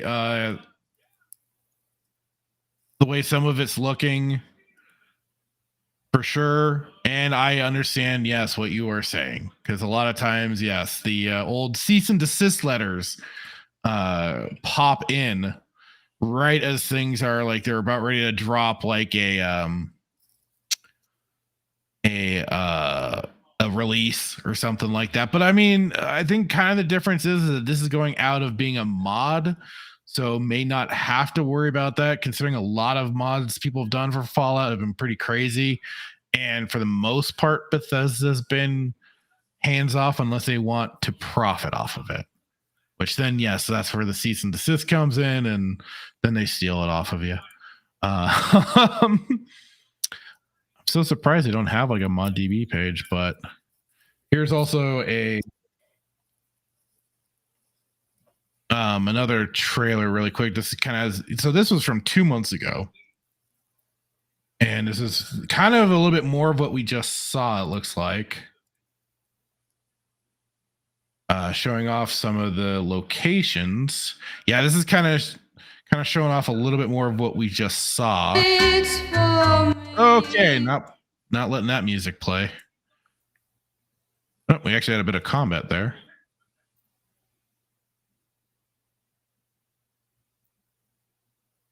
And the moles and dogs that look wild dogs and stuff. So yeah, it looks like we're getting a little bit more out of this. But again, like I said, some of the same locations already being shown off. I think I recognize that place. Oh, okay. Darn. That's kind of the thing too when you're going through like Fallouts 1 and 2 is like you got mostly a lot of barren wasteland, especially. Nothing like killing a bunch of rats. But yeah. Again, that looked good. The Enclave armor there. Geckos. Which, I mean, the funny thing is that people have already like made the models and stuff for some of these. And then here's the getting the Vault 13 suit when you complete the tutorial in Fallout 2. But yeah, I get it. A lot of these fan mods and stuff like that do kind of go the way of the wasteland. Nope, not exactly a pun intended, but I don't know. I like keeping an eye out for these, and hey, it's cool. It looks cool. Looks like they are working on it. Although even like their first video was 4 years ago for the OST, but nice seeing some life. Maybe some things are kicking off for them. I may have to dig a little deeper just to see what's going on.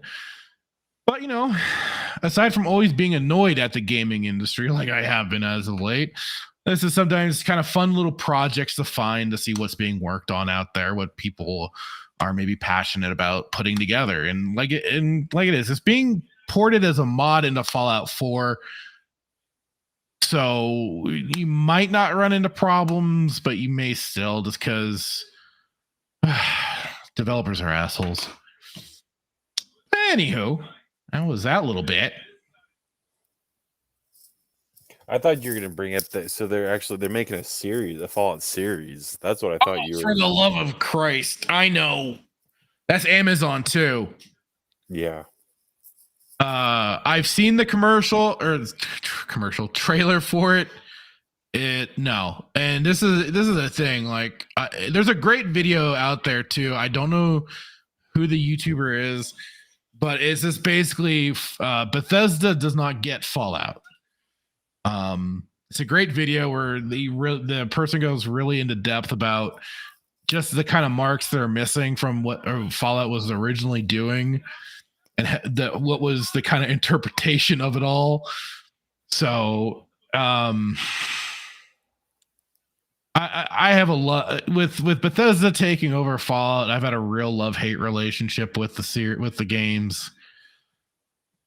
Because at this point, it is just like I'll usually wait for mods to see what gets done with them, especially for 4. 4 needed a lot of touching up. There was some okay stuff when it came to 4. Fallout 4's like kind of interesting thing that they introduced was the whole basically base building. That was actually kind of a cool idea. It was just very bare bones in what it could accomplish. Again, here come the modders, and they really just like breathe a lot of extra life into the whole base building. I wish I still had the screenshots of it, but I did it where like I cleared out that whole first area entirely, and I built an amazing wall all the way around it. And then I was going to get started on doing everything else to make like you could, because they had it where you could build homes and stuff like that in it. Like I said, like it is the modern. They're people really put a lot of hard work into expanding that aspect of the game, and I thought it was really cool. Especially then when you could really like wire up the place. I had gun emplacements, great little turrets all over the place, protecting my little settlement. It was a great wall. It was the best wall. No raiders invaded it. I kept them out. They were always on our borders, but they could not get in. Damn, I wish I had those screenshots. They were great. I think I was even in some Stormtrooper gear too. Star Wars Stormtrooper gear. But what's your experience with some of it? Fallout, or just them doing the remake, or all of it? We can start with Fallout in general. So I've only played New Vegas. I don't know. New Vegas, yeah. I played New Vegas from beginning to end, and I thought it was absolutely fantastic. Spent so many hours trying to get the Brotherhood of the Paladin armor, and once I got that, I rocked that thing. The whole game, the rest of the game, would go back into the vault just to go talk to people, and That was hard. It was hard to find that armor because you like it helped them like investigate like some stuff and so my only experience really Yeah, the great thing with New Vegas was that it was much more RPG mechanics than Right. 3 was. Yeah, and I didn't play Fallout 4, whatever the newest one was. I didn't play, but Well, there was Fallout 4, and then there was Fallout 76. 76. Yeah, I did. When it came out, I think I heard they've been a lot of improvements to the game, but nah, fuck Bethesda. No, and part of the reason why I haven't played any more of the Fallouts because I was afraid that they were gonna just botch it after New Vegas. So I was like, nope, I'm not gonna play anymore. I'm gonna just reminisce over Fallout, and that's gonna be my game. I hear you. But the show, like I don't know how you I don't know. The show's probably gonna be terrible. Oh, without a doubt, I ain't watching it. Yes, no, there were no illegals. The only people that were allowed in were people that I recruited for the base. Otherwise, I kicked out who I could. It was very peaceful. We had no troubles. And yes, I did the same thing, Greg. I also built a lot of turrets. He says, I did a lot of base building at first, but then I realized how absolutely unnecessary it was and moved on. Like I said, with the mods and stuff through at least for the PC version, it added a lot more to it, especially for like the NPCs having more to do in the base than just kind of meandering about. You could actually like set up the farms and all that sort of stuff. Like really got crazy.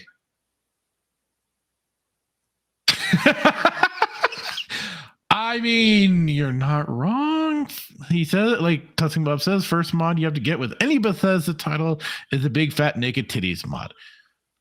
You know, that's usually where people get pointed to first. Absolutely. Myself, you know, maybe if I'm bored with the game, they get brought in eventually. You got to start having some wacky fun, especially. God damn it.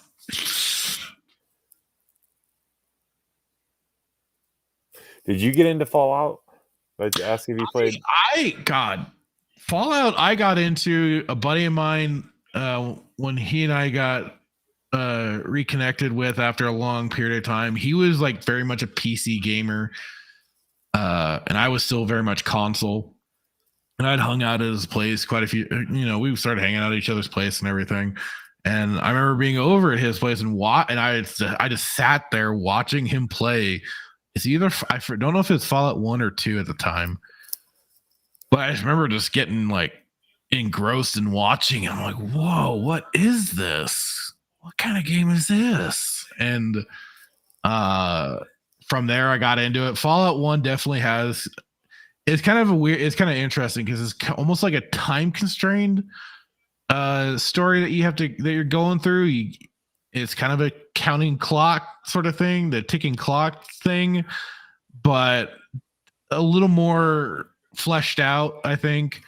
2 gets a little, it kind of has that syndrome of almost kind of making fun of itself at times. It gets a little more with like some of the pop culture references here and there, because like you can even get to a point where you're running into TARDISes and crashed starship shuttles from Star Trek and everything like that, because like you are traveling the California wasteland and you run in like just from because you go to an exterior map and pick your destinations to go. And so you'd occasionally, like, as your character's just like traveling from point A to point B, getting to these different cities and stuff, in between, you'd have the random events occur. So you'd have, like I said, you'd run into a TARDIS, you'd run into the crashed shuttle, the transport shuttles from Star Trek. You'd even run into basically the bridge keeper from Monty Python's Holy Grail, where if you confuse him, he dies. And just little things like that. Like, they got a little more pop culture referencey, but they also were, I mean, there's some also dark, gritty humor and stuff like that as well. what I have a screenshot in particular of one little NPC saying some random shit. I don't know if I can find it really quick. I don't know. I can't at least for YouTube. If I was on Rumble or something like that, I'd be able to get away with fully quoting it. Oh God, I really should have that more readily available. But it's definitely a little more raunchier than the first game was. Although I think the first game you could get into some shenanigans, but I mean, and you want like if you want a game where it ends on a kind of, it can end on a pretty dark note. The first one is it. And the great thing is too with those games, the original games especially, is with its RPG mechanics. If you put your character's intelligence level down to 1, you are playing as a literal Down syndrome tier retard, where you are almost incapable of forming sentences, and you have everybody treating you as such, and it's kind of like, yeah, great, okay, you're still gonna do the job though, right? I mean, the world ends up interacting with you in an entirely different way, which I just think also adds to the replay value of those old titles, because they don't give you that opportunity to do that sort of thing in, you know, my current year games, just for fear of offending anyone. But yeah, I mean, it's just kind of that cool. It's just one of those little things that you can do, and it's kind of funny because in Fallout 2 in particular, there's a tribal guy you can run into, and basically through both of your low intelligence scores, you practically become best buddies, because you're almost you finally meet somebody that's, you know, on the same intellectual level as the other. Nanook and his little tribal, it burns and itches, be careful. But you know, it's funny too, because like the original Fallouts was where you could go on a real kind of crazy, you know, mass destruction spree. And I mean, I believe this was from the original game too. One of the perks you could get: child killer. You have killed children, the youth of the wasteland. This is considered to be a really bad thing, you evil person. Things like that. The perks were hilarious. You had bloody mess, which was just that bloody mess. Anytime you got a kill on an NPC, they practically exploded. Well, no, they did explode. That was another cool thing, was that the death animations some of them were spectacular. Just the way they just kind of blew apart into pieces and stuff like that, liquefied into goo if you were using like certain laser weapons and everything like that.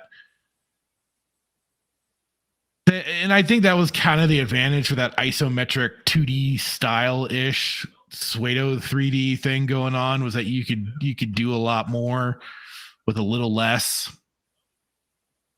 Dang it, I hate that this is something I really should just have like readily available. You don't have it? I have so many stupid like memes and crap.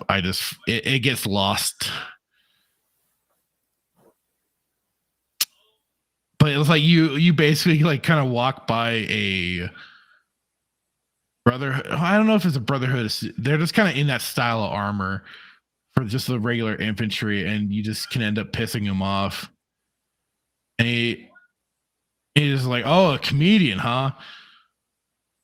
And takes it to.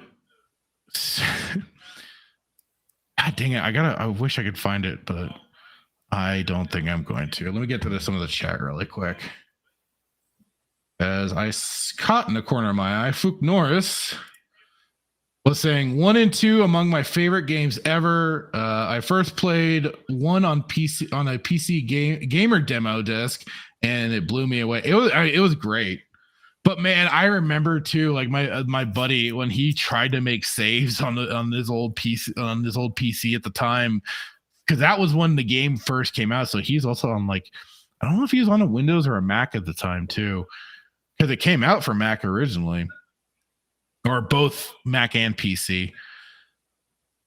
But I remember like it would sometimes take like almost 2 minutes or so just to make a save file, just to save his game. We just kind of like sit back for a moment. He'd be like, all right, I got to save really quick. Hang on. All right, cool. And sometimes we just get up and get a drink really quick and then come back and we're so spoiled by today, you know, where things just, oh, I found it. Here we go. You know, it's fun. It's just fun, silly little edgy humor that at the time was just hilarious. Was this a comedian, huh? Fuck off! I have no time for your inane. And then let's say baggotry.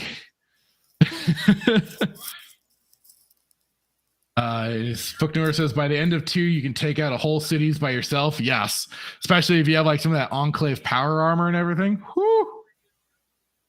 Talking Bob says save points are designed to allow you to save and then go psycho. Absolutely. That's part of the fun right there. But you know, they had all these little details in the game that you could run across that were just freaking hilarious. You could take part in a boxing match. You could in Fallout 2. That was kind of the great thing about Fallout 2 is that it added a lot more game mechanics going on. You'd also be able you could become a porn star. You could pick a bunch of different names. Let me see if I can find some of those, actually. Some of those were pretty funny. And then, like, especially if you, like, didn't have the proper skills, you'd either be a fluffer or you just kind of get, like, a perk that said, well, it's like something like you've done the down and dirty, but hey, 5 chips is 5 chips. And a buddy of mine, I remember we would constantly throw that at him because his first time playing, he ran into that where he was basically the fluffer boy sort of thing. Let me see, Fallout 2 porn star names. Let's see if it brings up anything. Okay, yeah. Dick Smothers, Kurt Loader, Rick Trips, the Polish Hammer, the Arnold Schwollen member. That was always a favorite to pick. Sir Lancelot, Ronnie Erection, Dick Mountainjoy, Freddie Barkwood, Jack Shooter. Let's see, Richie Cunning Linguist. God. Dave Handy, Harry Canyon, Ebenezer Screws. But yeah, there's just so much little funny shit.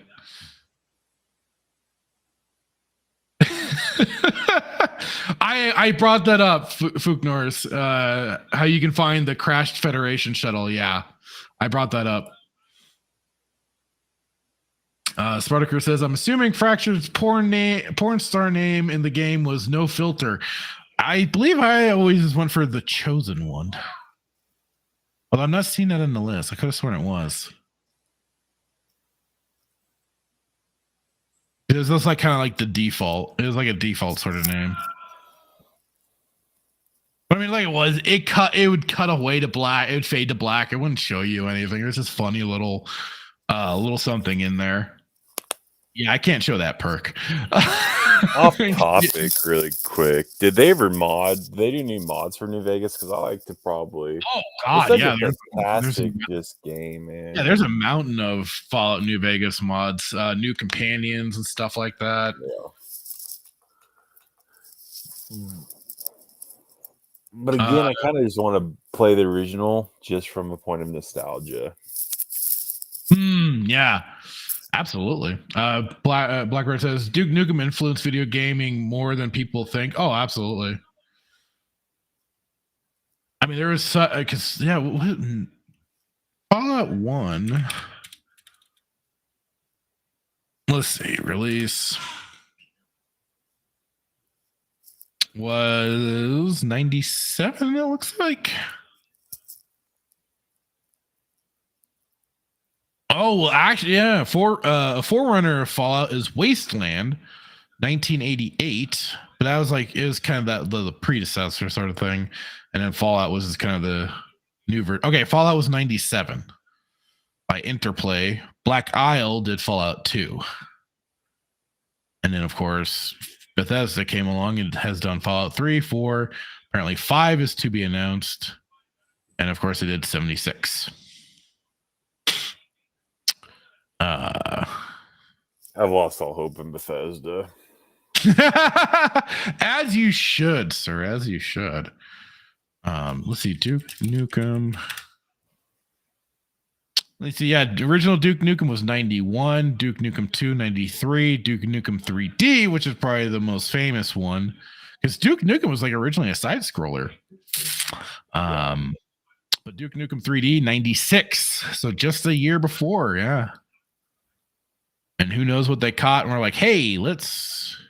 Although Fallout 1 was 97, Fallout 2 was 98. So yeah, a couple years after. Yeah, it's funny that. I wonder why DS9 and Next Generation were both 7 seasons. I couldn't tell you. Seems like it's a Voyager. Voyager should have been like 2 seasons. I'm sure there's plenty of people that agree with that. And yeah, I agree with this, Black Road. If only that humor still existed in games. Absolutely. I mean, some people are trying to bring it back with a few games here or there, but it's practically dead at this point. The 2 modern Wastelands are awesome too. My brother has played the current, some of the newer Wasteland games, and he's liked them. Question. This is totally off topic. Did DS9 come after Voyager? Did it go Next Generation, Voyager, DS9? Let's find out. Unless chat can. Because my problem is if I do DS9, I'm not going to have any of the previous.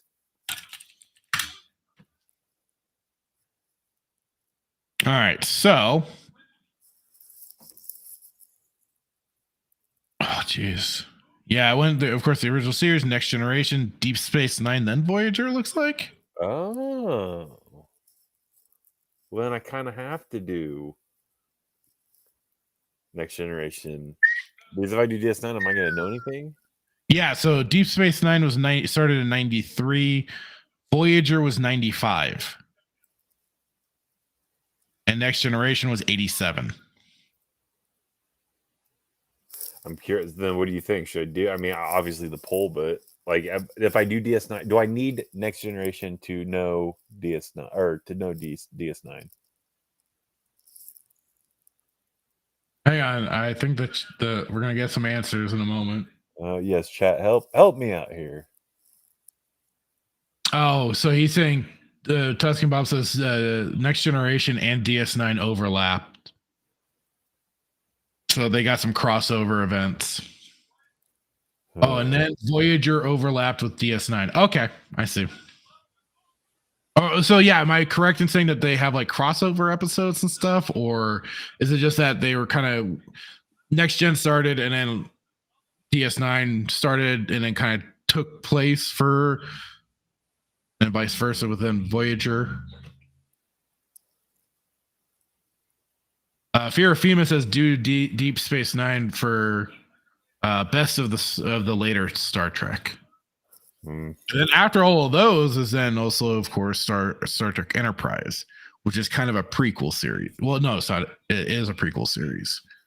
I guess if I'm going to do this, like for continuity and all that, like where do you start? I guess this would be my question. So are you talking about in the hit, like for, in terms of like the whole continuity of like, I mean, if I let's say I go buy DS9 tonight and I start watching it, are these series, are they contained within themselves to where you don't need like a backstory, or do you need, does that make sense? You're saying like the crossover of characters and stuff like that. Well, within yeah, or like just like so does and the next everything like generation set up DS9 and then so yeah, Voyager or Jessica Bob says first episode of Deep Space Nine has Picard visiting the station. So that's gonna be setting up right. So that's okay. He's kind of that linchpin of like, okay, here's our connectivity from the previous series into this next one. So they bring in Picard. He kicks things off because they even did the same thing in Next Generation where they had McCoy as a very old man, but he really in the first episode of Next Generation. I don't remember if there was anybody else but him in that first episode. if I'm gonna do that, I want to do it right. So I'm not like asking just dumb questions.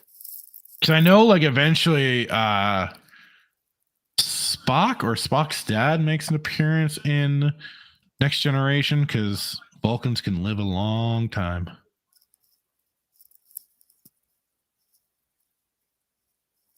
But yeah. Did you watch Deep Space Nine? Did you watch Next Generation? No, I stopped. No. So like I said earlier, I stopped when I got to like the end of season 3 of. But Bradley said that's when Next Generation picked up. Yeah, when it really kicks off. Yeah.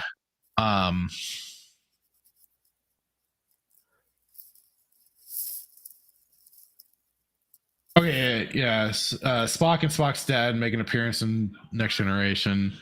I guess Leonard McCoy makes an appearance in the saucer sequence. Admiral Leonard McCoy. By that point, I'll start with whatever one like people are recommending. I just for the sake of like if I'm going to do this for the first time ever and so this is where this is so like Greg is saying because this is where it'll be important. TNG introduces the Bajorans, Cardassians, resets the Romulans, the Borg, and introduces Q. And them making those later appearances, they at least having that point of reference will be good. So in theory, probably start with TNG would be good to go with. But I also I'd say start at the original series because that's like Greg saying, Spock and Sarek are in TNG. Also, like Fema said, and so is Scotty. People from the original series do pop up. Interesting. So he says in an absurdly set up way for I'm guessing Scotty, so doesn't surprise me. But yeah, so there's gonna be things that carry over that because what you're so used to with Disney Star Wars is their lack of continuity and consistency and stuff like that. Back in the day, they at least had that for these old franchises, so they carry things over for their storytelling. They do reset some things, like eventually, like it is with even Star Trek and even from the original series through the movies with Kirk and them. Is that that's when they also, I think that's in the movies is where they first start changing. Now I can be corrected here. They changed the Klingons look because the Klingons originally had a more like kind of a Mongolian look to them, less of the whole head ridge thing going on. And then when they got through the movies and into Next Generation, that's when they changed them up with the whole head ridge and all that. They gave them much more of that defined look that they're known for the series. It's like they were very plainish in comparison to when they get to that series. Yeah. So, well, I get the feeling that maybe Next Generation would be probably a good starting point, even though DS9 has, I've heard, the best character arc. Is that what I heard? Development. I've heard a lot of great things about Deep Space Nine. Yeah, I just got to get back. Makes sense. Yeah. Some of these. Maybe we should revisit them. I say revisit, like you revisit. Really? them, I thought obviously. they were kind of going for like an Eastern look, but if you're FEMA, just says Klingons were just dark and had mustaches in TOS, the original series.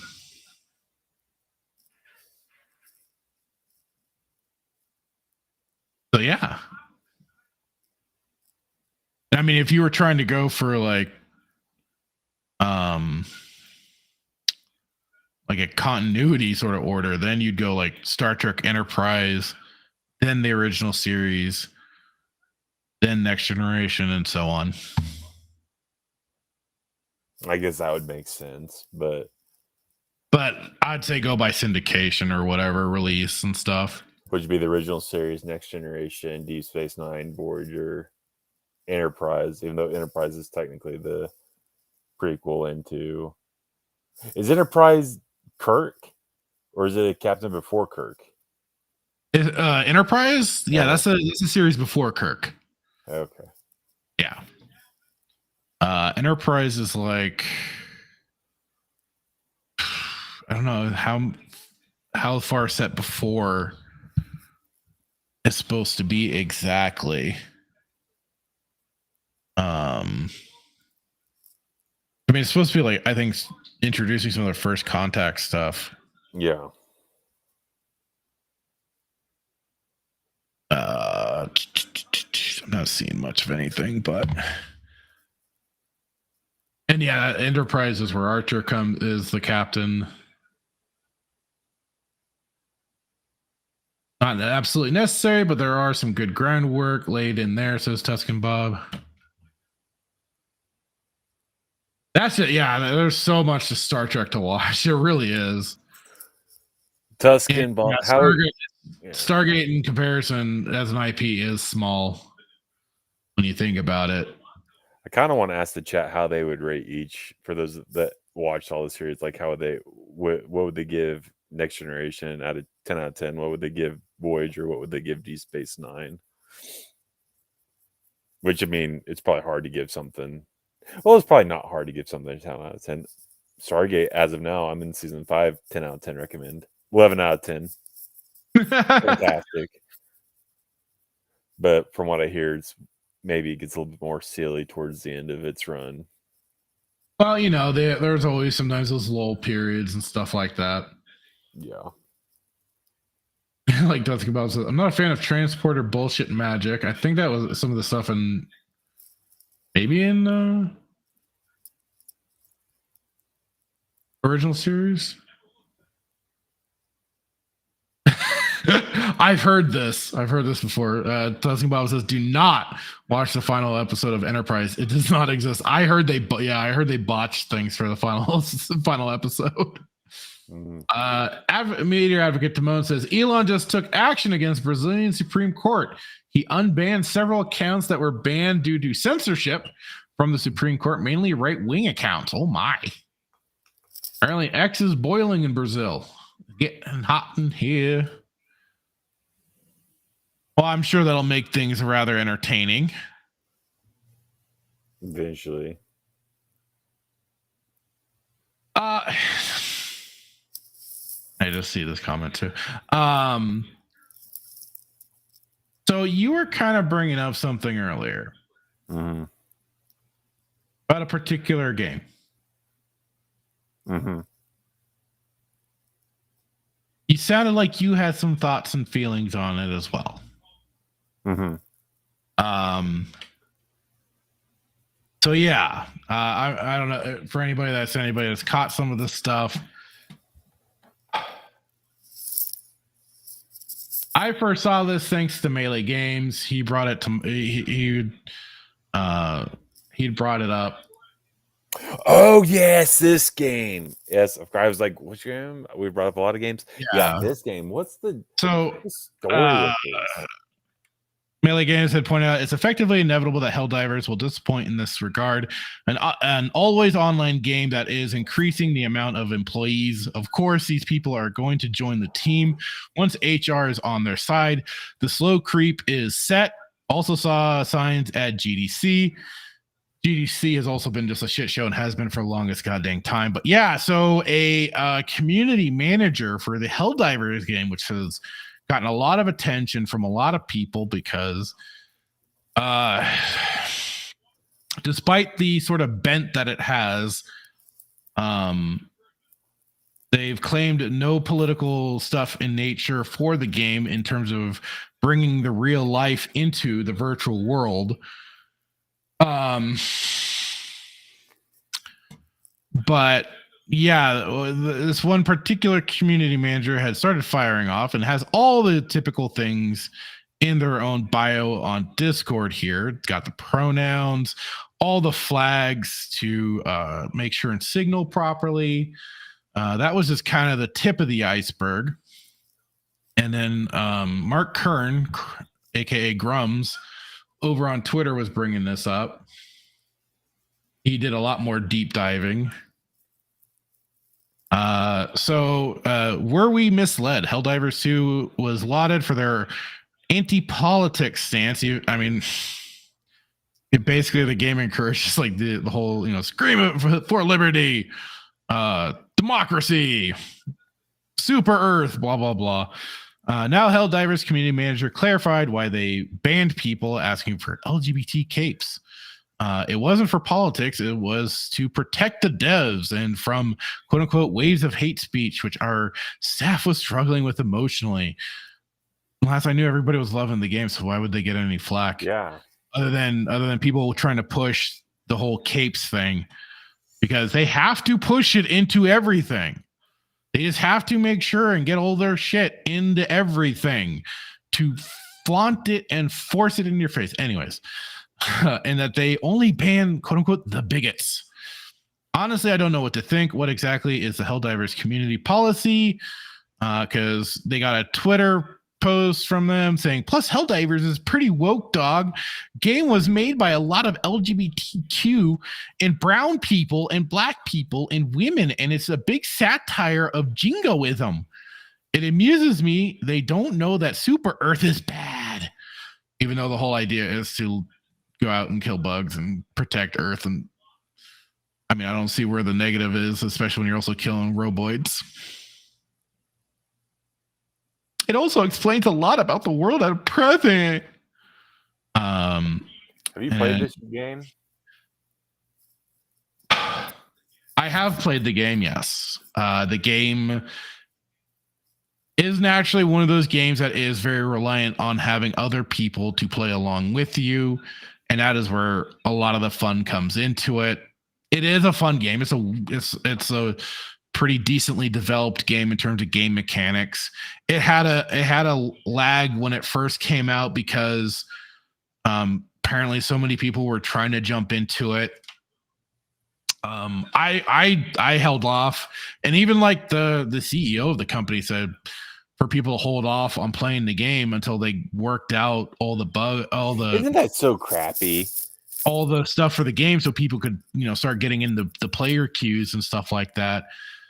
And well, like it is, like Melee Games was pointing out, with these online, basically games as a service always come about, and you have to increase staff and stuff like that. Naturally, yes, these parasites worm their way in, and my opinion, it is the inevitability of then the downfall of the game itself, because you want to talk, people that get real authoritarian with the speech that takes place and whatever they're managing, whether it's a Discord, a forum thread and stuff like that, they start closing down even the minorest of infractions and stuff like that. But yeah, kind of going on. Didn't they ban people from their Discord for suggesting they add LGBT color capes? No, we only ban bigots, transphobes, homophobes, racists, etc. are not welcome in our community. We had to restrict the topics in Helldivers 2 general chat for a while because it was triggering massive waves of hate speech, which our staff was struggling with emotionally. It was probably just people saying we don't want this in the game. We don't want to have to keep seeing this stuff all over the place. We're having fun with a game that has none of this as it is. So why bother? Why do it? It's unnecessary. It's stupid virtue signaling. I'm sure No, there well, were it's a little couple nasty, things. but It's a couple things. It's one, virtue signaling, and two, they have it in their head that there's more of them than us, and they're partially justified in that thinking because those of us who oppose them have been asleep for so long. You know, a couple of weeks ago, we did a show where you made the comment. We were talking about like voting and how, you know, I don't know if I made the comment, but if more conservatives or people that had, you know, had, I'm just gonna say conservative and had morals would go out and vote against this kind of stuff, then I don't think they would have a perception that there's more of them than us. But because it's just so asinine, man. It's like we have morals and we talk about stuff behind closed doors with family and friends and those who are like-minded. But like when it comes to like actually going to the polls, we're lazy. Not us as in you and I, but conservatives are typically lazy. Well, people in general, and that they want to change things, but don't actually take certain actions to see to it. That's not all of it. I mean, a lot of it's the ESG and the culture and the spirit of the age. And all this stuff there's a lot of factors that go into this crap, unfortunately. But like the minute it's just, I just wonder, and I'm fully convinced that it doesn't matter if you're in Canada, if you're in America, if you're in England, like it doesn't matter because the spirit of the age is the spirit of the age, and it doesn't matter because they're both controlled by the powers that be, right? So the days of getting an actual conservative, you know, or that actually, you know, means what he says and does what he does what he does, and there's a line in Heat where it says I do what I say and I say what I do, or something like that, right? And but the days of getting somebody in the office that, you know, actually will stand for what he says and actually do it, and I'm just convinced that's not going to happen because they're both like, you get a conservative, he's probably a rhino, right? You get a Democrat in, like I don't know. You're dead. You're DOA. No, yeah, and it doesn't matter if you're in Canada either, because it's like whoever prime minister is running for, it's like this is just where we're at. We'll never have a Kennedy again. We'll never have a John F. Kennedy who was a true Democrat back, you know, a Democrat back in the day that actually had morals, right? To some degree, they had morals. They just differed on it. They just differed on opinion, right? Democrats now don't like. There are no morals. Well, they certainly want their own form of control on the particular morals that go on, and they will. And they will. My point with is that they want control. They want their idea of it versus what does Palpatine say? He says, "What does he say?" He says, "Anybody who has power is afraid to lose it." Right. She've got it right. I mean, anybody who's, and then, you know, it's just funny because Star Wars wasn't political. Well, I mean, there was some politicalness to Star Wars. I think you look at it was just set for its own world. It was not for sure. Palpatine had it right. He says anybody who has control is afraid to lose it, even the Jedi. Okay. So even going back to this, really, like it is like, look at this is the thing. Like this person, March 31st. 2023. And now I guess the thing becomes like, okay, so when was this person hired in? Is a big question. So, this person said, I also don't like the terms casual and hardcore because they come with the implication that skill equal passion. Well, actually, yes, because the more hardcore player is the more dedicated player, learning the game, learning the mechanics, learning how it goes. The casual is just there to jump in occasionally. Yeah, they may like the game, but they don't have the same degree of passion as the more hardcore gamer that loves going back into it. I mean, I'll say I'm a casual for particular games. I will never say I'm hardcore. So, you know, some games I have a great deal of passion for. I'd say I'm maybe a more hardcore fan for like Final Fantasy VII. I love that game to death. I know a lot of its mechanics and stuff like that, the way to do it. I can get through a lot of the game. Some of it still trips me up. But I mean, yeah, I'd say because like the more hardcore fan base is going to learn not only the game mechanics, they're going to learn all the lore, all this little story intricacies, the Easter eggs, and all of that. And yes, they are going to have also a little bit more better skill and stuff like that too. So those are words are something gamers cling to, but they are being rendered meaningless as games become more accessible, inclusive, and experimental. Gaming has not been experimental in a long goddamn time. When did ESG become a thing? Honestly, God, wasn't a thing in Gears of War. Wasn't a thing in Doom. Well, not in terms of like story and stuff like that. Maybe not. No. When did it fall? You know, When did the gaming industry fall? Was it back in Gamersgate? Was that the start of it? I've asked this before. I don't know if I've asked it in this. Well, a lot of people would say 2007 was the beginning of it starting to, because that was Gamersgate. 10, 11, 12. 4 years before Gamersgate. Gamersgate was in 2012, 2007. So 7 years before. It was the beginning of the end, because a lot of nerd culture and gaming culture in particular exploded in popularity. It brought in a lot more normie casual fan bases or groups of people and stuff like that. And then when you fast forward a bit to 2013, 2014, or maybe even before that, a lot of people, before we had the screeching heel versus babyface about the pronouns rant,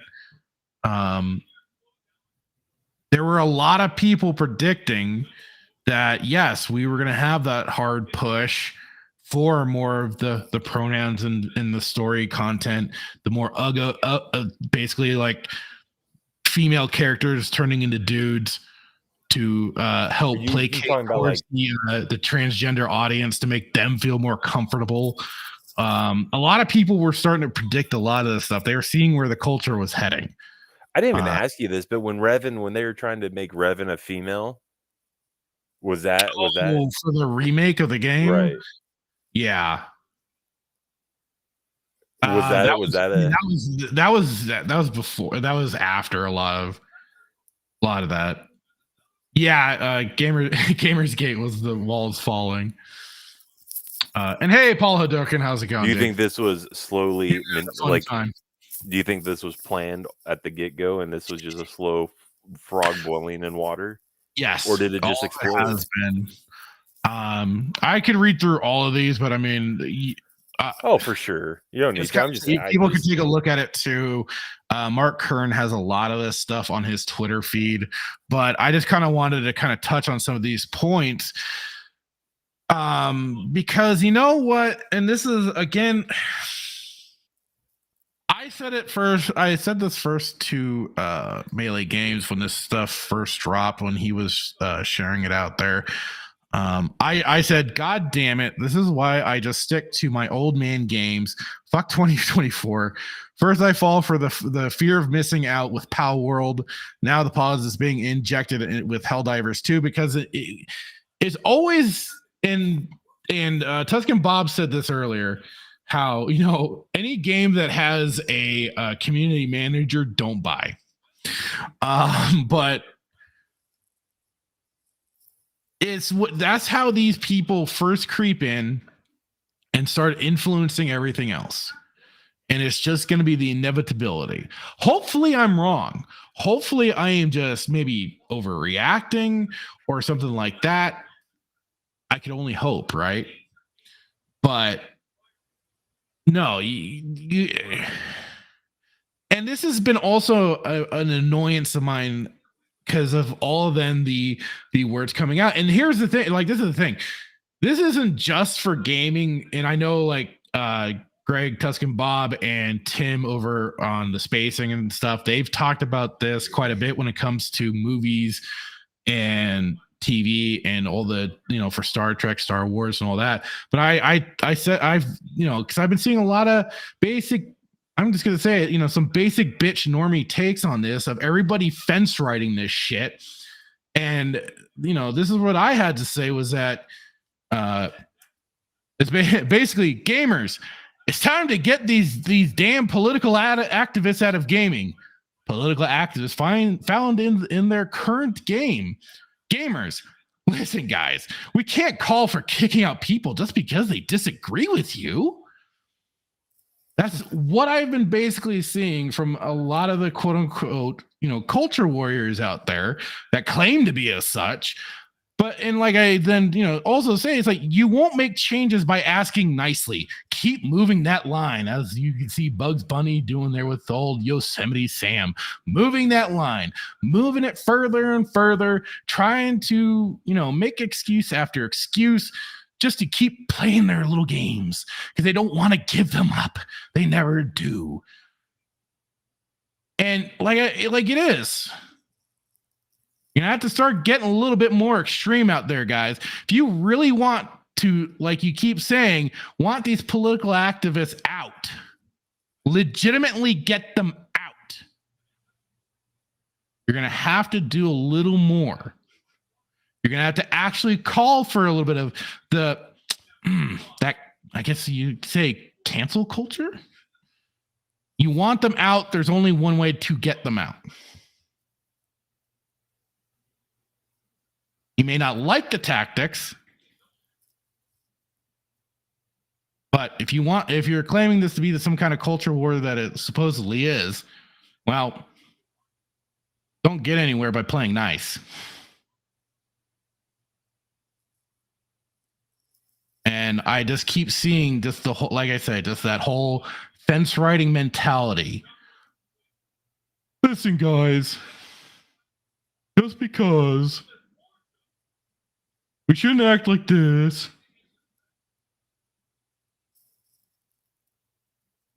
So this whole Helldivers thing for me in particular has just been another one of these just instances. Because again, like I said when we came back last week, after seeing all the stuff with the quote unquote Gamergate 2, Electric Boogaloo, it was again more of the people going, we can't go too far, guys. And where I first said it was on Static's weekend pregame.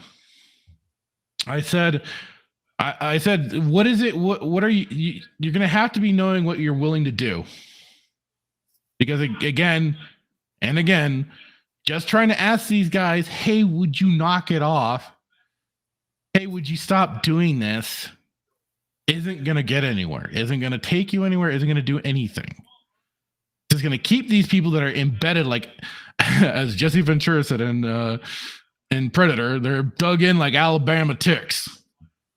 They aren't going anywhere, and it's going to take a lot of fire to burn them out.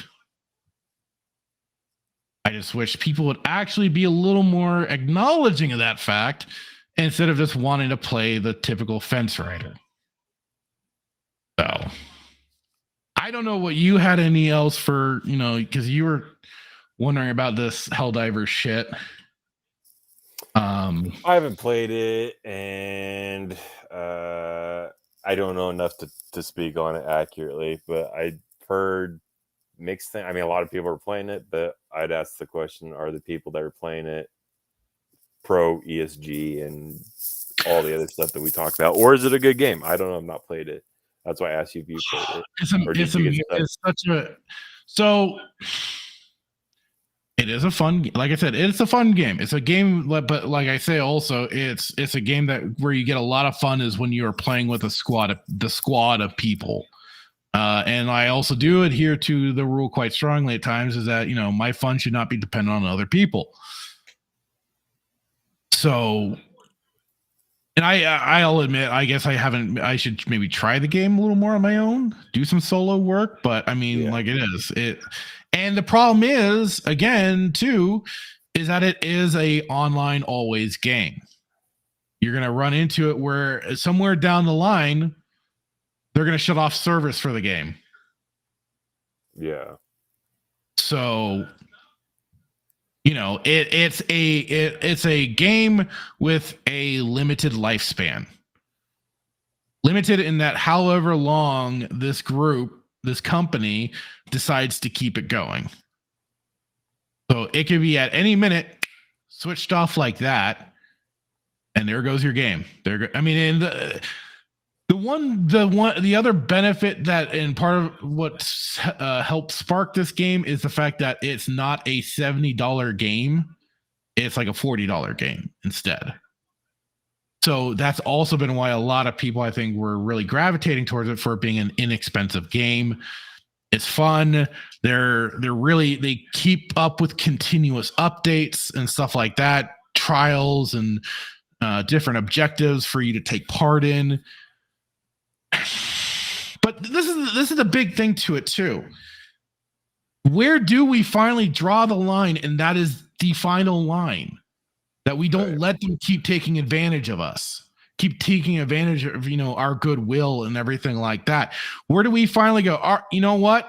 You guys are going to keep employing these people. Fine. I'm out. Have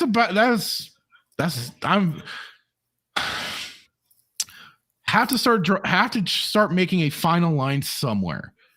But it doesn't, and this is why, like, I can understand why people do say, for at least for gamers, boycotting is their absolute shit at, because they'll just keep playing the goddamn games regardless. Nobody's willing, like it was again with freaking Babyface. He didn't want to uninstall the damn game after the fact. Made his whole, after playing for hours, gets supposedly sick of it. Pauses, makes his whole big rant, but yet doesn't. That's on him, though. That's on him for doing that. Yeah. But that's the thing. Somebody has to draw a line, right? Well, if it's not the person that's drawing the line, here's uninstalled, done. That's it. Who's going to draw the line, though? If it's not you, then who? If you're not going to draw the line, who's going to draw it for you? That's the problem, is that for some people, they're so reliant on these bigger names, these bigger whatever. Sorry, had to. But I mean, it just has to start with some people that are just like finally like, all right. Yeah. The problem with Babyface is like what he was saying, like, it wasn't necessarily wrong. It was it wasn't wrong, but he put himself into it. He put himself through it. It lost a lot of power when he doesn't uninstall it right there, and it already shelled out basically the early entry fee to get into that sort of shit. Right. And that's also another problem with some of people, with some of the gamers out there, especially that are doing gaming streams and everything like that. They have to try and be the first in there. And all that to get that first breaking information. It's kind of like what we were talking about Niche Gamer last week. Yeah. How they're still, bending the knee to basically the companies just so they can get those free copies, early access. Where do we draw the line? My issue with it is like, and this could make zero sense, and it could be it could sound hypocritical, but it's like, he plays Starfield and he rants about it, but I just wonder if he knew how bad Starfield is going to be, yet he still plays it anyways. And then he does this rant. So it's like, again, you're not wrong in, I guess, how you feel, because whatever. I mean, he was ranting, but it's like, you caused this though. Like you played it. Right. Like you had to have some idea that it was going to be ESG. Like you had to have assumed, but then you play it. So you gave money to the very thing, the very cause that you're against. Exactly. I gave shit to people like the Yellow Flash and Fear the Beardo when they bought fucking thing like Spider-Man 2, which as was revealed, Sweet Baby Inc. involvement. Again, nobody wanted to do the research on that. And yeah, I'll agree with Tusk and Bob here. For that, he was a disgusting embarrassment and humiliation to our entire side. While some of the content of what he was saying was, spot on way about it, I have to agree with you guys because I think it was you and Chiefster that were like, "This is an obnoxious retard going off like this." So, I have to agree with some of that. But God, no, am I wrong? Do you see what I'm saying about like he funded the very cause that he is ranting? No, exactly. That's been a lot of the problem with a lot of this is that nobody wants to actually step away. And that's why I like it is. I'm always trying to like. I like playing the games I like to play. I like playing older games. I've streamed Deus Ex, Knights of the Old Republic. I'm now really considering, once I'm done with Batman Arkham Origins, going into Knights of the Old Republic 2.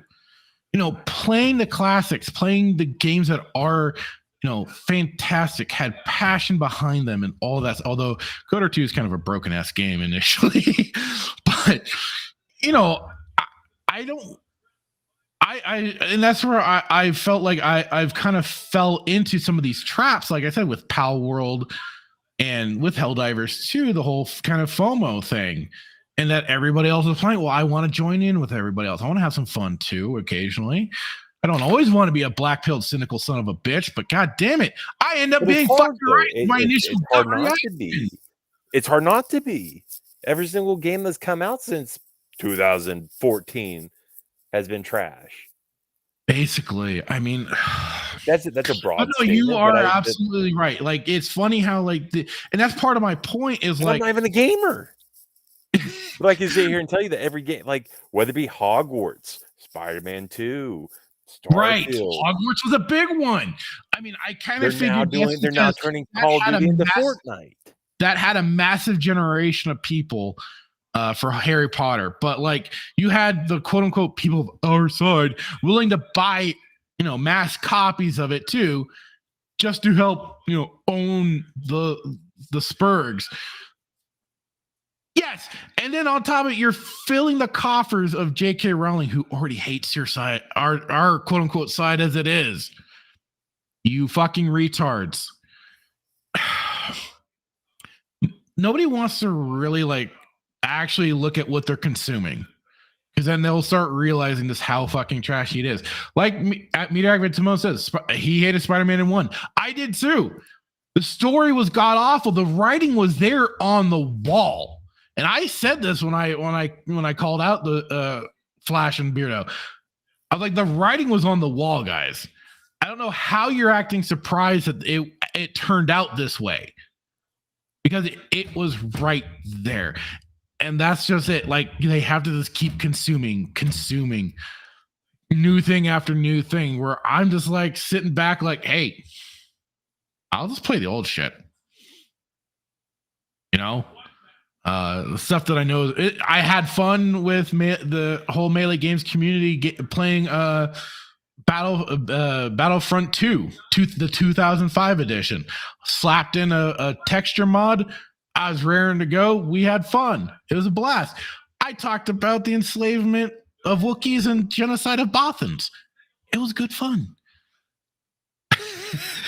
But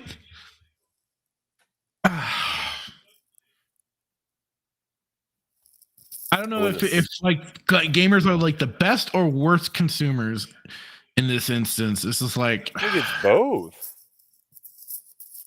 And you're a gamer, so I'm gonna ask the question: Are the true diehard gamers of old, reminiscent of a bygone era, are they in their basement just hiding,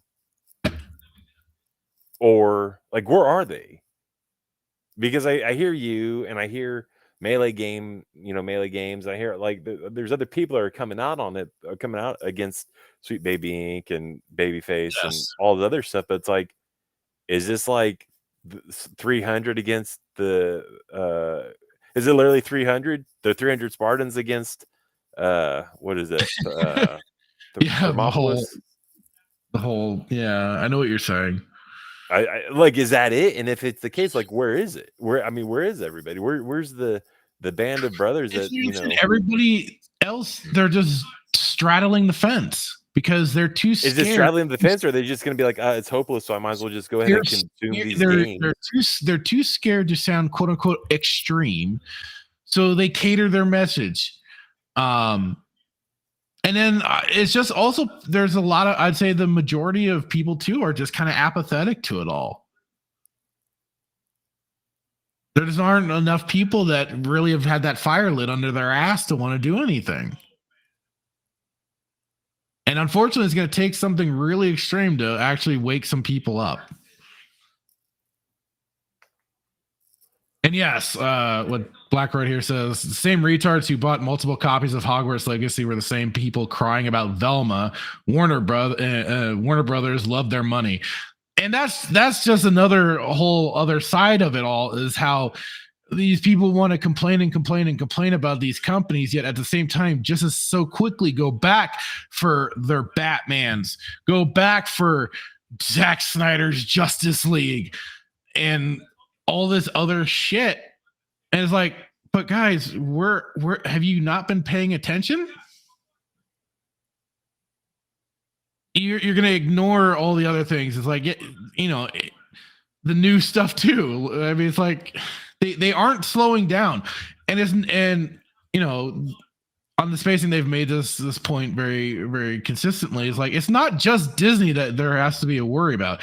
It is Warner Brothers, Paramount, all these other companies that are also doing some of this same shit that you got to keep. It's like, you should be, yes, not as people say, not don't give money to people that hate you.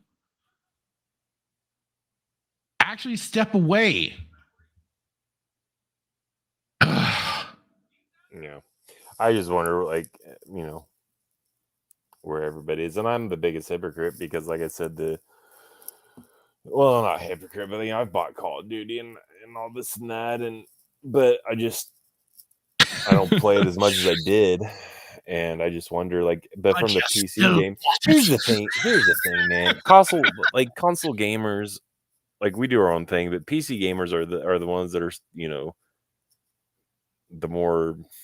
Believe me, we've added not too pious much damage to the company as well. We've added too much damage to the whole kit and caboodle as well. I just don't think gamers are going to give up gaming. So what's the alternative? If they're not going to pump out good games, do you just in secret play the games? That's where I think it's good when we bring up old mod projects that are still out there. Like the HD texture project for Jedi Knight Dark Forces 2 that made the game look fantastic. Spotlighting old stuff, very, very much like Tim does. He has his little moment of, like, you know, recommending something old to look into, because Lord knows we've got a library of stuff to play. Like it is. We were just talking about Fallout. I was just talking about Fallouts 1 and 2. Old classic games that you can find on GOG for cheap, and everything like that it can play on modern systems. That's a great way to go. Or sail the seas. I can help. Would you like to know more? But no, Melee Games kind of said, he said this too. He was like, you know, he's got to kind of wade through and find the good stuff that is out there and spotlight it, because it is true. It's also tiresome, but there is still, like he says, but there is still fun to be had in the deep reaches of gaming. We just had to find it together, and I'm all for that. Absolutely. And that, like, I've gotten recommended some old games that I've checked out, even a few indie projects that I've found. Dave the Diver's been a very fun game. And it's just, yes, looking and finding the stuff, because he said too, buying modern games is the equivalent to avoiding landmines. Hope to keep pointing out the trash and celebrating the good with y'all, no matter how rare it is. And, you know, that is kind of all we can do, is just kind of keep an eye out for that stuff, for the gems. But I'd say we have to be even more selective, much more selective. I don't know if you're when you said this, Tusky Bob, controllers are babies' toys, I immediately thought of Back to the Future 2 when Marty shows off the gunfighter game, and the one kid's Elijah Wood too is like, you have to use your hands to play this? It's like a baby's toy. And like he says, WASD or die, bitches. Hey, Imp Blackfeld, how's it going, man? He says retro and indies. There are some great AA games. I've spent hundreds of dollars on retro gaming in the last year. alone. And there are actually a number of cheap retro games out there that are genuinely amazing. And yes, look for retro, look for physical copies of games, the games that are not required an internet connection. That's why I do recommend GOG if you're going to go on the PC side, because those games do not require an online connection generally. They're all games that are DRM free and are able to play offline. That's why, yes, look if you happen to still have some old consoles, look for those old games, play those. I know I could probably unbury my Super Nintendo and stuff like that and hook it up. Although I think I might need a TV that can actually get the connection or get an adapter. But point is, games that you can play offline, you don't need that online connection whatsoever. For some things, it can be kind of neat if you're doing an emulator situation, because there is Retro Achievements, which is kind of a cool site that gets you all connected and you can earn community created achievements, which is kind of cool. But otherwise, it's such a crapshoot. And I do have to highlight this too, because like hang on, where was it? Taz Bob points out, for this is in relation to Babyface, that was not how he felt. It was a clownish, fake as fuck performance. If he honestly was not aware of what he was buying, then he is also so fucking retarded. He should not be allowed to have internet. And that is something I do 100% agree with. He should not. And he had to know. He had to have known. He is fucking retarded, because anybody that knows Bethesda games are borked as fuck even when they first come out. There's always problems. There's always some wonkiness. For the mechanics side, anybody that should have known, you don't buy those games out the fucking door. You wait, see what happens. And then, so just in terms of current yearish bullshit, you especially avoid, because yes, you're gonna have some fucking dumb shit in these goddamn games, dude. Why didn't this happen with Nintendo? Why didn't you have to, like, when gold or silver or blue or red come out? Why didn't, like, you bought the game, it was fine. Like, there was no, like, Nintendo didn't say, like, hold on, don't buy this first batch of Pokemon Gold. Don't buy this first batch of, Zelda Twilight Princess. Don't buy this first round of Mario Party 6 or 8 or like. So, like, how did Nintendo get it right, and then these companies get it wrong? They were a company that had a seal of approval in order to basically release anything on their systems. For sure. But you can't say it's the generation, because the stuff that's going on now was going on back then. It was accelerated. That's the funniest. We've talked about this, is how it's just been so funny, the continued decline when you think games would be better.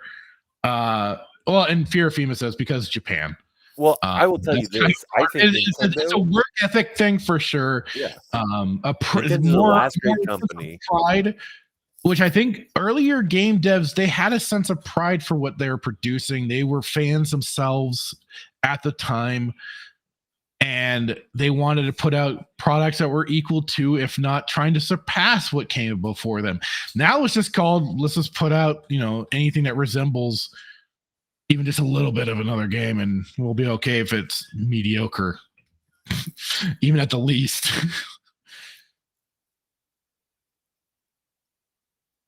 Nintendo's last never pre-order. What was that? I said that Nintendo, what I believe was the last great gaming company, and it's just asinine that, like, and I haven't played any recent Nintendo games, but it just wasn't a thing with Japan. No, there's still no. But I mean, there's the world, right? There's still a country. So why is it that they are getting invaded? There are a lot of subversive things that are taking place, but they told the people that made the Mario movie, because we talked about this on the show. They said they shut down. Like, absolutely not. You're not going to be doing this. Nope. You're not going to insert this Western. That's not even a Western thing, right? But it's like, you're not going to insert this. Yeah. At this point, it's just a global thing. Yeah. Well, for sure. But they're like, no, you're not going to do it. because that was a hot topic. Because there's thought that they were going to, because they with their they wanted to make Mario They had some story ideas for their movie that Nintendo squashed. So I just wish people, I don't know, it's just such a hot topic to be. It's like these people that review the games, they're reviewing the games, but like to say that but then to get mad and say, well, I had no idea that, like, I'm so mad about the game. It's like, bro, you knew. There's no excuse under the sun that you can use. You're either doing it because, like Tuscan Bob said, you're fake and you knew and you want the ratings, or you want people to it's like clickbait in a sense. You want people to watch your stuff, but like, bro, like, you knew. So like, it was a performance. It's the same shit all the goddamn zeros do every week. They rush out to the theater on opening night and then pretend they hated it. Right. If I wanted scripted drama, I would go watch the Murray Show.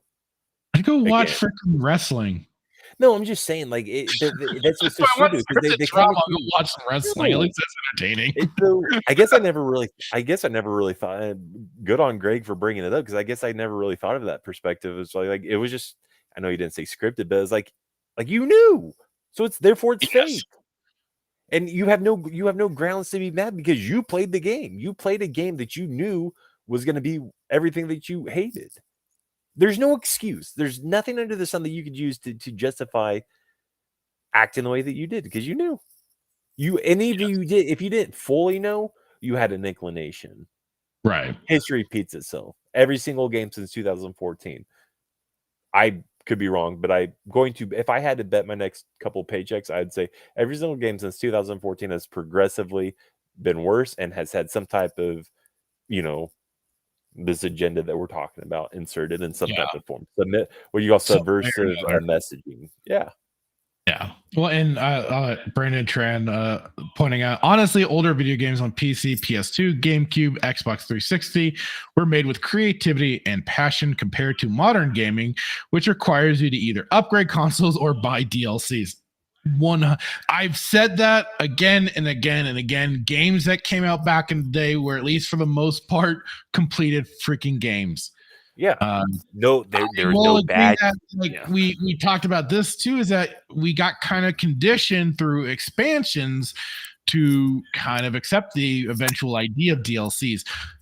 Let me ask you this: do you think DLC is essentially like poison injected into games? Why would you need why what is the purpose of DLC other than just as a money grab? DLC should not be a thing, because you should be putting pride in your games, where you should have. It's purely predatory. And I'm a hypocrite, because like I play SWTOR and I love SWTOR. Well, generally speaking, I love SWTOR, but like there's DLC that you have to buy. Yeah, there's poison. Like why? Like the DLC, in my opinion, is just a way to get more money, and you're a shyster for doing that. Put pride in your games, make them as efficient and as efficient as you can and enjoyable as you can for the people that are going to come back and spend money. But from their side of it, bro, you can't be mad. It's capitalism, right? Like, we're going to create a game, and we're going to we want money, right? So we're going to make a game, but we're going to botch it in areas to where we we'll sell the DLC content. Yeah. So I don't know. It's kind of 2 cents on it. I do want to kind of go back to something that sorry I missed this, Brandon. He said, have you guys seen the canceled Monolith Batman game with the Nemesis system? Nemesis system, you say? There was revealed gameplay on the IGN gaming channel. I saw this crop up through Culture Crave. Let me pull this up really quick.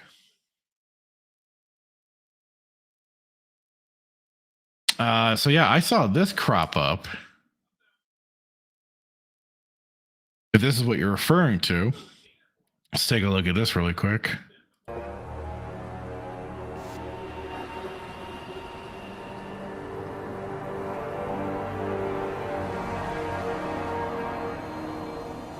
Yeah, because I think this was supposed to be after the Batman Begins game. So this is the.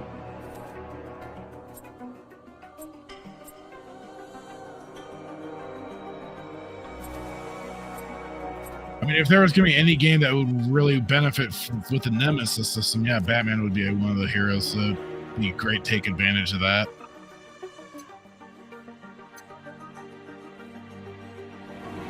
I believe I heard they canceled the game after Heath Ledger's death. Maybe?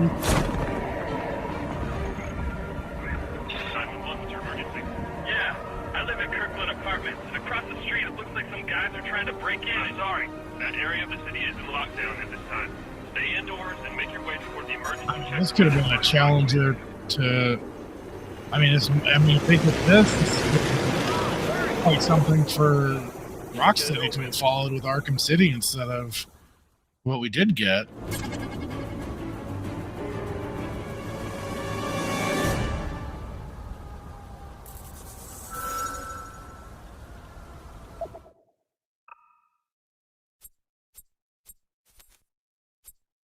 I mean, it is always kind of funny when you find these old game kits and stuff like that for development and what was going on, and then what was like some of the old ideas in the games and stuff.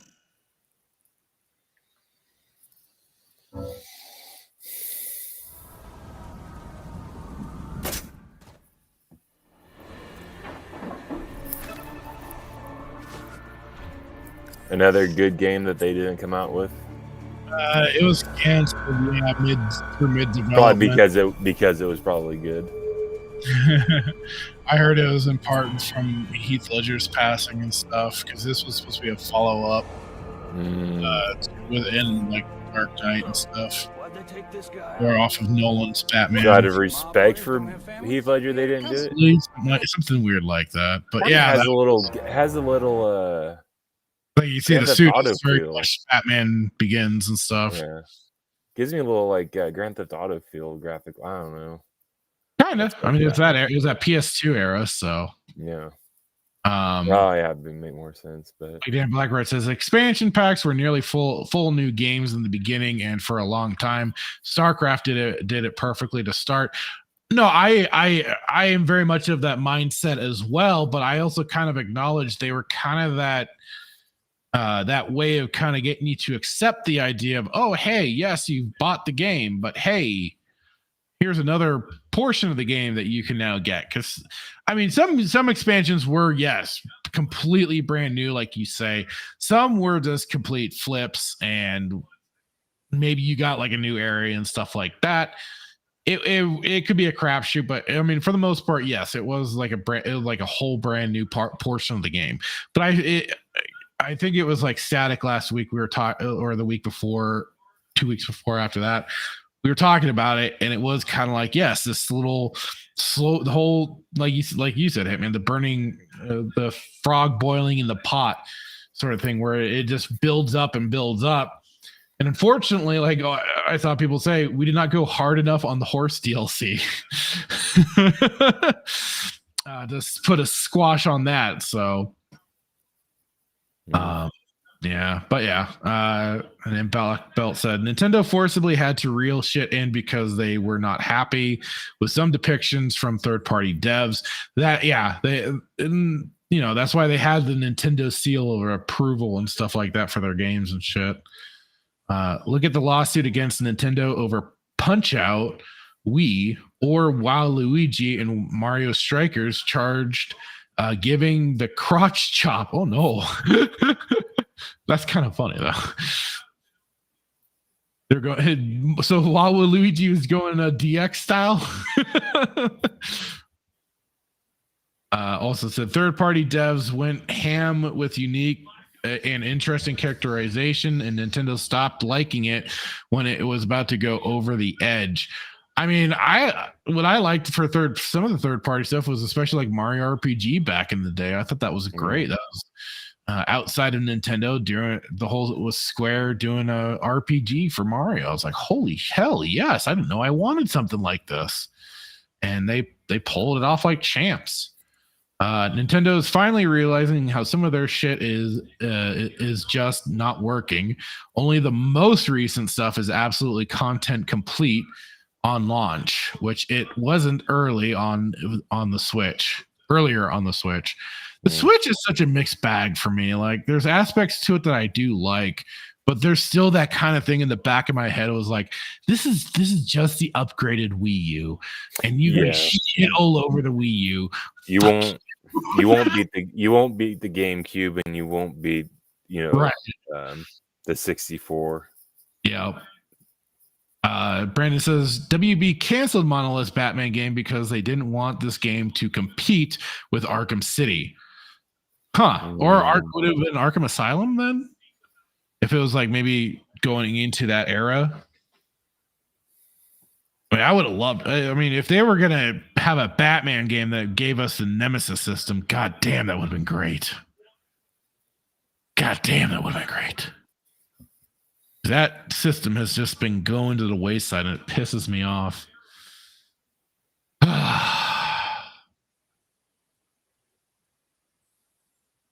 No, and Black Belt says, okay, hold up. Video games are not art. Video games are a medium. Anything can be art. A plate of food is art, but you aren't going to Burger King for the next Mona Lisa. Yeah, I agree. I agree with you there. And kind of, so recently too, and I would say go and check out Accursed Farms, a channel I have been following since the early 2000s. Ross Scott, and I've mentioned this channel before in the past. Yeah, let me just even see where for. Although I don't know, because he worked with machinima.com back in the day, where he posted his civil protection series, which was how I got introduced to him. He had like his first like few little videos out of civil protection. He has a kind of dry, weird sense of humor, but I enjoyed the shit out of it. He's also most known for his Freeman's Mind series, which is also great. It's him giving a voice to Gordon Freeman from Half-Life 1 and 2, because he's now started into Half-Life 2. Wow, yeah, 17 years ago. So I've been following this dude for a long. It's like the one YouTuber that's been has stayed consistent with his own process and stuff like that, and just in general, he hasn't gone into weird territories like some people out there, like some of the other YouTubers. But yeah, like it is 2007. Yeah, March 13th, 2007 was civil protection era. But his main big passion is stopping the death of video games. And I certainly am all for that. And that's been a lot of his point going on.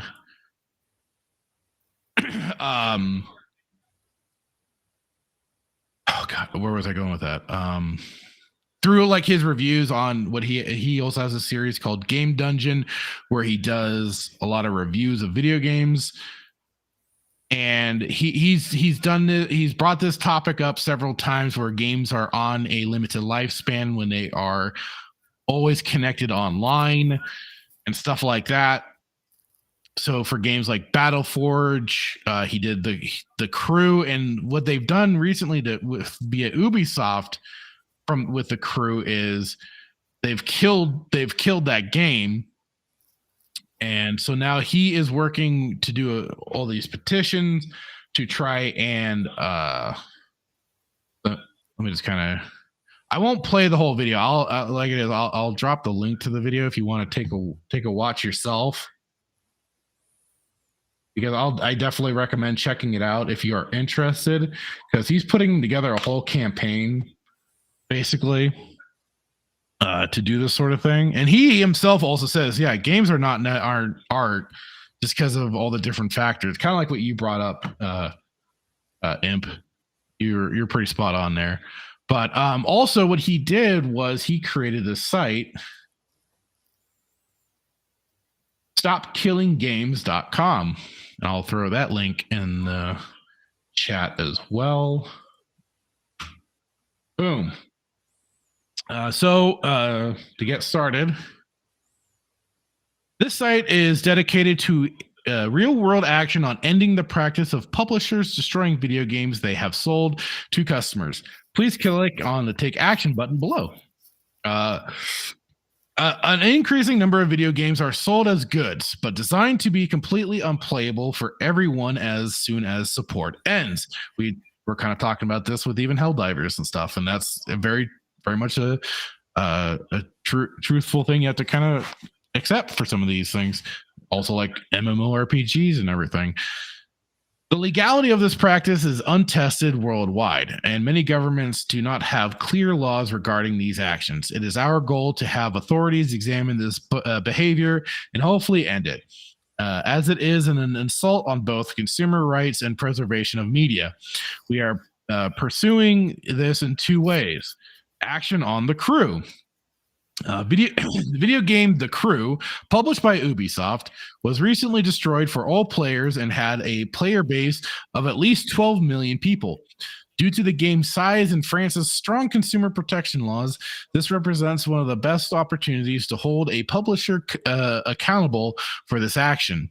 If we are successful in charges being pressed against Ubisoft, this can have a ripple effect on the video games industry to prevent publishers from destroying more games. And then government petitioning. Official government petitions have been introduced to prohibit the practice of intentionally rendering commercial video games inoperable when support ends. Current petitions for the United Kingdom, Canada, and Australia have been launched and will soon be open for signing. Plans are also underway for the European Union, but will all unfortunately be delayed due to processing times. Further government petitions may be started later with enough assistance. And this is kind of the funny thing too, is that, well, you have fun there in Black Belt. He's going to go spread some democracy in the Helldivers too. You have fun. Catch you later, dude. Thanks for dropping by. Anyways, for this, the funny thing is as Ross will detail in this video, if anybody goes and watches it, a lot of places are actually pretty open to the ability of somehow getting at least some degree of action. Like amazingly, Australia was showing some ability for it. It was just places like the United States, and yeah, like you pointed for like European Union, stuff like that, a little more tougher. But you know, these other places for sure. And so like you can just go into here, United States, priority high contact. So he has everything all set up so you can follow these steps to help take action. So please submit all responses in English. In the description, describe the problem in your own words. You may want to consider saying some or all the following points. One with the asterisk are highly recommended. So like he says, state your name and nationality. You bought or own the video game The Crew from the French company Ubisoft. Ubisoft has forced the game to stop working. No one can ever use it again. Another asterisk is Ubisoft never informed you how long the game was going to last when you bought it. And this is, yeah, that's very true. No game company specifically states how long their game is going to last. There's usually a determining period of time of usually 5 to maybe 10 years. Depending on the game and its popularity. And also then how quickly they want to roll out a freaking sequel. Another final little asterisk is you could contacted them about trying to fix this and were ignored.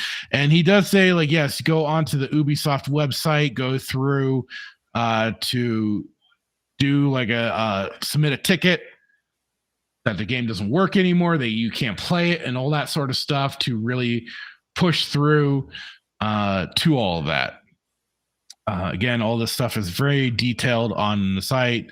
He even has like the low priority here, which I probably should have stayed up at the top. There we go. Priority low, contact the FTC. The medium high was contacted DGCCRF. And then priority low, spread the word on social media. And I did do just that. I did my part.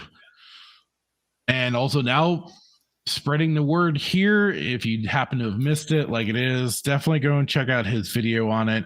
He's also done a great video, which is much longer though. And he for this in particular instance, he actually has a game campaign ADHD version, which hang on.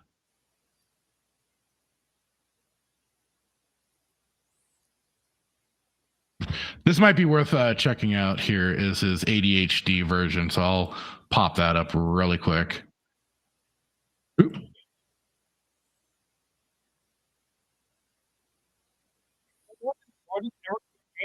Damn it. It helps if I share the screen. Refresh it. Wow. Okay, so I'm launching the largest ever campaign to stop video games from being destroyed. Yeah, destroyed. Like when a game shuts down, you can never run it again, but the publisher keeps your money. Money! Yeah, it's only in the US where that crap flies. Worldwide, it hasn't been tested. Lots of countries literally don't have laws on this. I've been spending months researching and organizing where to take action on this. We're doing this in 2 ways. The first is Ubisoft has recently shut down The Crew, which had at least 12 million players. So if you own that game, you can help out. The Crew! The second is we're doing direct government initiatives for the UK, Canada, and Australia, but we'll try to have more. So this is kind of Anyone living there can sign those and maybe get the law to change. Go to stopkillinggames.com and it'll tell you what to do. Yeah! If you don't like losing your games, this is literally your only chance to change that. You will have to fill out forms though. I'm sorry. Oh man! Alright, enough of this portrait mode crap. Wow. But yeah, his longer video is much more detailed on everything that goes into it. Like I said, I definitely say take a look at it. Because it for one is an interesting topic, and if you are about game preservation, want to keep those old games around, definitely. And I gotta take time to probably my next days off. I'll sit down and go over everything and probably start trying to fill some of that shit out. Well, I don't know if I own The Crew. I don't know if that's gonna be a requirement or not. I don't think I do. Unless I grabbed it for free. But anyways, absolutely for anybody else, that will be something to look into. All right. You know what? I think we're done with topics. What do you say? I think Stargate should Stargate's on the menu. next, boys. yeah. All right, let me get the link to send out to people. Let me know if you're in the chat. If you want to join us, I will throw you the Discord link. Otherwise, you will be hearing the episode is gonna be season 1 episode. Oh, what the hell episode number are we on? Episode 14, Hathor. So if you want some of that sexy time Hathor, you can absolutely join in. Just let me know. I'll get you the Discord link and all that jazz. Let me throw this in for the boys if they want to join us. There we go.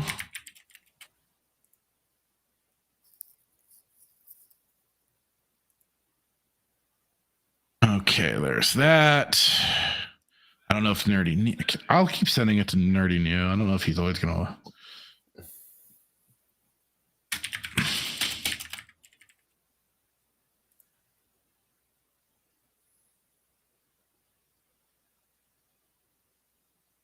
Spartacus, I don't know if you're still in chat, but here's your link, brother.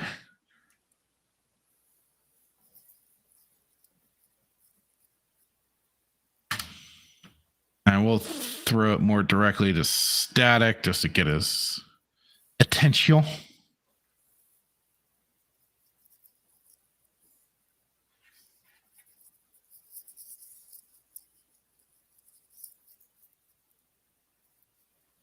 Okay. All right. All right. Let me play the.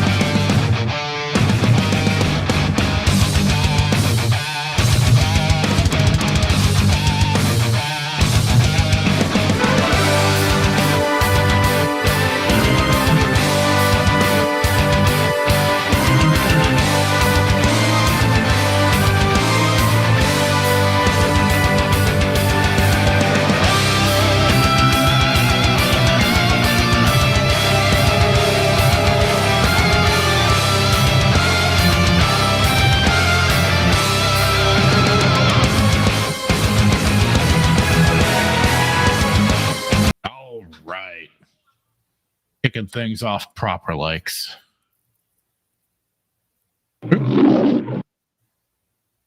Kitty.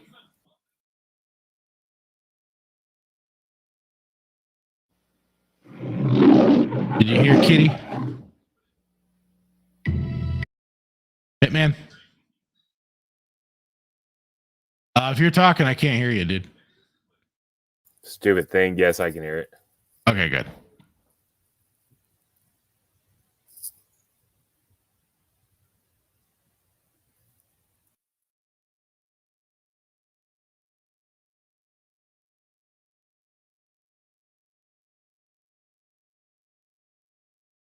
Okay. And Blackbird said, today is definitely the day. Hammond Bush for all. Oh, yeah. I should play that really quick. Hang on.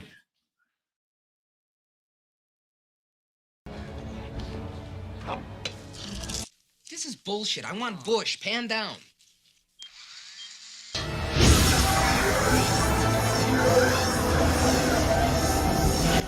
We've got Bush. Oh, hello, pie.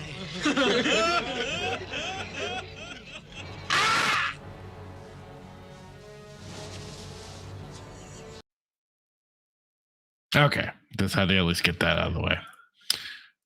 Well, thank you. This is always awesome, says Timon. All right, let's do it. LL Bean.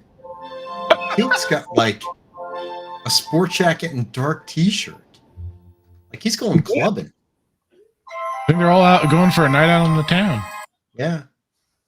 Well, you know, when you have a terrible night, power parts. yes, exactly. But you know, when you are taken over by a female Egyptian god who uses pheromones to control you, you do have to go out and let go after a bit. Yeah, just a little bit. I think it's fair. But yeah, he was looking. Look at that. Teal'c was looking sharp back there. Like you said, he's got the kind of dinner jacket look on and everything. Yeah, they're going some fun. A night on the town. Although I didn't think he started going out of the base yet, but maybe we missed something. He must wear the hat. Yes, he's missing the hat. Oop, there we go. That was Hathor. Probably top 10 episodes. Really? I never liked this episode. Really? I found it so ridiculous. It's a little silly. The whole, like, also the little banter about the whole this man's military and stuff like that. I knew what they're doing. A little bit of a shot. A little cringy. It's cringe, yeah. What do you mean it's cringe? It's fantastic. Don't you start with this now? Wait a minute, that's my job. Yeah. There's no feminism in this episode. Well, that was their little thing about the whole this man's military and her yeah, that's what I'm saying. There's no feminism talking, in this episode. That's what that was, though. No, it wasn't. Yeah, it was. No. Don't you do it. No. She was just staying in the back. She was staying in the back. God. Oh my God. What do you mean? Otherwise, are you under her spell? No, I don't think so. What is the actress's name? I was. Even though it was a wig, I'm a sucker for that red hair. Yeah. Who was that actress? She's in South Africa, I think. What is her? I don't have my phone on me. What is I had it up just a moment ago too because I was curious. She's from South Africa. What's her name? That's her natural hair. Sue-Ann Braun. Yeah, that's it. Stop it. Stop besmirching her name. That was her real hair too.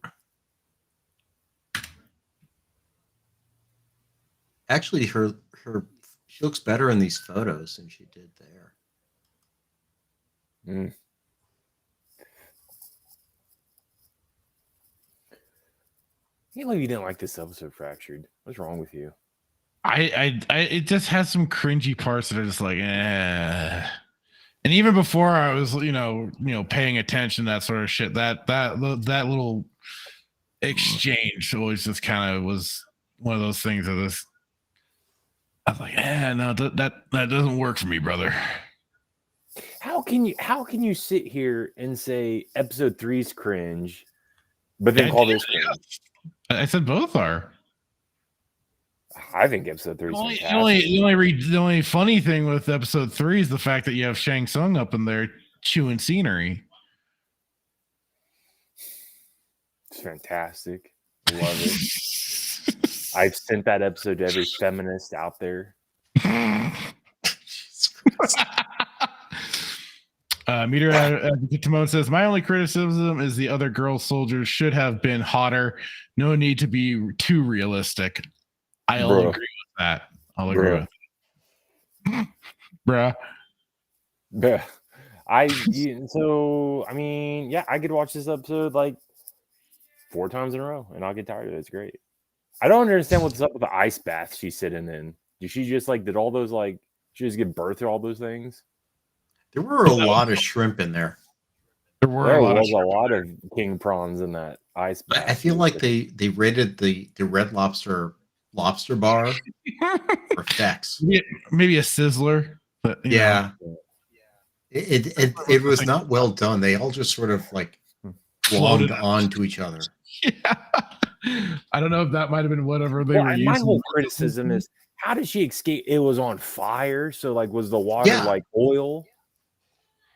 And that wig so bad. It was a single hair on that wig. None of it burned. Well, and also, I don't think Hathor ever comes back. That's what I was about to say. Does she come back? That's the thing. She's one of those loose threads that just gets lost with the rest of the story that ends up going. Let's see what it says. This show is sexist, though. I will tell you this. So they'll kill Skeletor. What was his name? The guy Apophis. So Skeletor. What was his name? The guy in Anubis. Sokor. Was it Sokar? Yeah. Sokor? Yeah. Sokor. Soccer. There you go. Sokor. Whatever his name is. So they kill him off. Yeah. And he had the potential to be a fantastic character, but no, they'll let Hathor live. It's feminist. So I can't watch it anymore. It's a feminist show. But you do have a female, a couple of them actually. All right. Well, we do get a return of Hathor. Oh, really? What episode? What season? Season 3 is what it says. What? Where did she come in season 3? I missed that. First episode of season 3. Oh, why have I forgotten already? What was the episode called? Into the Fire. How did you not remember this, Fractured? I don't know. We got Makepeace in it. We got the Tok'ra in it. What? I'm trying to remember this episode. I completely forgot about this. Don't start defending. Don't start talking crap on the Tok'ra. I'll be right back because I know you're going to start talking trash on them. That's the button on it. I completely forgot about this episode. I got to look it up. Hold on, stand by. The 3rd season. It's like the first episode of the 3rd season.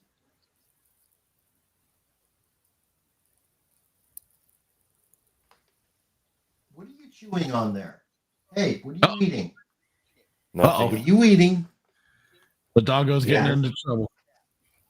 Dinner. All right, hold on. Okay, season 3, episode 1. Let me see if I remember this.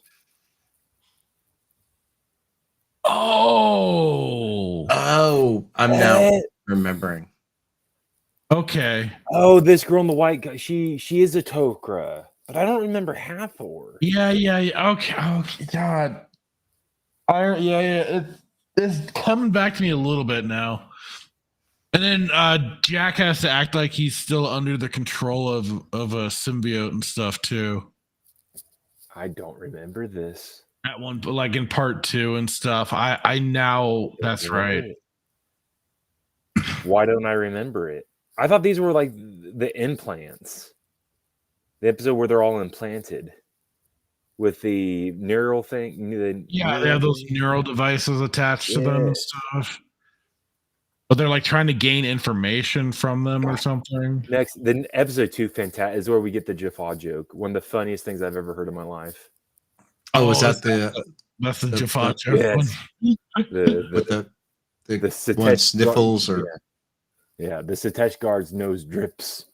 drips? Yeah, and then Teal laughs like ridiculous. And just No one else is laughing. yeah. This And whole then kind of you- You had to be there. yeah, bruh, you totally had to be there. You would have gotten it otherwise. You know, know, this is another thing. I go around work telling this joke and nobody gets it. They look at me like deer in the headlights. Like They look what at are you doing? like you're Teal telling that joke. But I laugh every time because I think it's hilarious. Look at the Sitesh guard and tell me that doesn't make any sense. It's got the like Skeeter nose from Doug. It would make sense. It drips. Just that image that was kind of dead. Skeeter. Or Hi. Hello, Pepper. And Hey. after next Hold we on. have Is it the Core Eye next? No, it's Singularity. the Singularity. Oh, is that with the little girl? Yep. Well, she comes back in like season 3, does she not? Yeah, She comes back a comes couple back times. There's one where she's a true adolescent Absolute- teenager who needs to be just locked up. She's disrespectful to her mother. Yeah, yeah. Adoptive mother. That's when they realize that Yeah, it's they have adopted, to yeah. they have to like get the ghoul that was responsible for the genetic modifications to her and stuff like that. And this too. just shows you how I think that this next episode, not to like spoil it for anybody, but it just shows you how ruthless I think the Gua'uld is to like just implant. a That's bomb. kind of what that that's the intention for that. Extra, well, not like we didn't already know like how ruthless these fuckers. Well, can for be. sure, yeah, but They just consider other beings to be chattel. Yeah, I mean, But it's it- really, if you it's think meant about to it, tell honestly, more. like, yeah, I think Core Eye is the probably top tier. We should do after season 1. We should sit down and like rate them because I'm very curious to see what not a bad everybody's idea. opinion would be because it's going to be hard because the only bad episode in this season is Cold Lazarus. I thought you were going to say And Hathor. Tin Man. No, that's fractured. He doesn't like it. I wouldn't know say it's why. the worst episode. So what you can do like Devil does, where he does rank it S tier, never A, thought about B, C, D, and void. Yeah, we can. Bradley, do I need. yeah. Yeah. So I don't know. We should do it, but We'll Singularity see. is good. Core Eye's fantastic. I really like. the Yeah, story of Core Eye. I think there was, like I say, in my opinion, some of these middle ones were not great, but Core Eye is really good. It really does a good job of explaining Teal'c's character. Yeah. Yes. And then I'm always a fan of Enigma, just because I think the Tolan are just those pious a-hole characters. Yeah. And then what was it? And Jigsaw's a good guy. Yeah. Who would have thunk it? Who would have thunk it? I like the I keep Enigma. thinking the guy who plays Jigsaw. I keep thinking he was in Star Trek. I don't know why. I think He could have played Tobin Bell is his name. Yeah. He may have played like a secondary character. He's one of those character actors. Yeah. He's got a face that, like, I don't know. I just friggin' children episodes. Riley, did you vote on the poll of whether it was the original series, Next Generation, or well, we're not going to say Voyager because that's obviously a no-go, but DS9? Which no, one? I just told you DS9. I didn't see the DS9 one. I saw. I the didn't OG. put it. Yeah, I didn't. I should have, but I wanted to. Yeah, The only you mean tonight? No, he meant for on Twitter. Yeah, the only The poll I poll. saw didn't have DS9 in it, and I was the one who started the DS9. I know, and I saw what you said, and I wished I did it, but I wanted to see how bad Voyager actually was and see if anybody was actually going to vote for it. There are some okay things in Voyager, but it was always just kind of it was a problematic idea from the beginning. It was kind of like Space 1999, kind of like BSG, but not well done in that sense. Well, I think what Fractured and I were trying to figure out, and I'd love to hear what you also think, Static, is can you watch Next Generation, is it a standalone series, or if let's say I took Zach's advice and watched DS9, can I understand DS without watching the Next Generation? So like, or is it hard? Worf shows up in DS9. Oh, O'Brien. Yeah, O'Brien's there. O'Brien's Also, the first episode very much ties into the Battle of Wolf 359, which is the best of both worlds, end of season 3, beginning of season 4. See, I went into it with limited. Did you watch Next Generation static or no? That's what I was gonna say. I went in with very limited Next Generation. I watched some Next Generation, not all of it by any means. Could you follow it? Yeah. So like DS9, it was a little slow, but I had a buddy saying just keep going, and I got hooked, and I ended up I did the whole thing like over 3 weeks. I want to say. No kidding. Yeah. I've probably watched DS9 at least 10 times. and like I was a fan of Picard and whatnot, and then Cisco is the best. Cisco is the best Starfleet captain that we have seen portrayed on television. My favorite is still Kirk, but Cisco is the best Starfleet captain. Picard is the best Starfleet diplomatic captain. But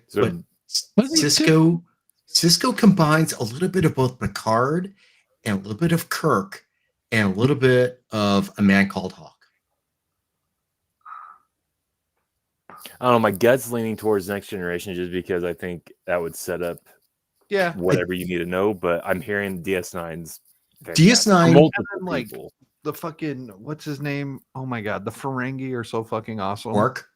The Quark, yeah. Well, not just Quark. You get Quark, you get Rom, you get Nog, the first Ferengi in Starfleet. Yep. The thing that's interesting about DS9 as opposed to the other series is that I think DS9, first off, Star Trek has always been very episodic, but it began. Now, remember, there's a lot of similarity between DS9 and Babylon 5 because they were both developed around the same time. The idea was maybe JMS was shopping the idea of what he wanted B5 to be with like another Star Trek. There's ideas that maybe they copied each other or Trek copied B5, whatever it may be. DS9 is the first time Star Trek began to incorporate a semi-serialized storyline. Star Trek is very episodic. Each episode stands alone. You don't necessarily need to watch episode to episode to episode to follow. But when DS9 began to develop more like an overall arc, kind of the way Doctor Who did in the early seasons, I think it really created a better storyline overall. You will get episodic shows, but when you hit the Dominion War, it is all tying in the Dominion War. At the same time, you suddenly get a Ferengi episode in. So, well, what's interesting is like you look at like just from a pricing perspective, right? Next Generation you can get for $49.99. DS9 is $79.99. They're both 7 seasons, and then Voyager's $39.99, also 7 seasons. So, I just based off that, I would assume that DS9. I don't know why. Why is it $30 more? I don't know. Is it? Yeah, I don't know either. DS9 has yet to be upscaled. So we have TNG, next gen. I'm sorry, not next gen. Star Trek had an upscale version done. They went Blu-ray and then they incorporated new effects into it. They really didn't need to incorporate new effects into TNG because they were using Lucasfilm to begin with, and then also very good quality effects. So they didn't have to upgrade the effects. But when they went to do the Blu-ray versions, they went high quality. So it's enhanced versions. The DS9, there is no Blu-ray quality out there right now. They may come out at some point, which would be awesome. So really right now, all you're going to see is DVD quality. Honestly, I think the reason why it might be more expensive is just it's not as well noticed. It was DS9 was always like the black sheep of the Star Trek family. Because it came out right when Next Gen was at its height. And as Next Gen was ending, Now we get DS9, and there's not even a starship on DS9 to begin with. We didn't get the Defiant till season. It's like a space station sort of yeah, thing. it's Right? a space station. Star Trek was wagon train to the stars, and I forget what they said. It was like DS9 was like Outpost of the Stars. They had a specific old West show they analogized it to.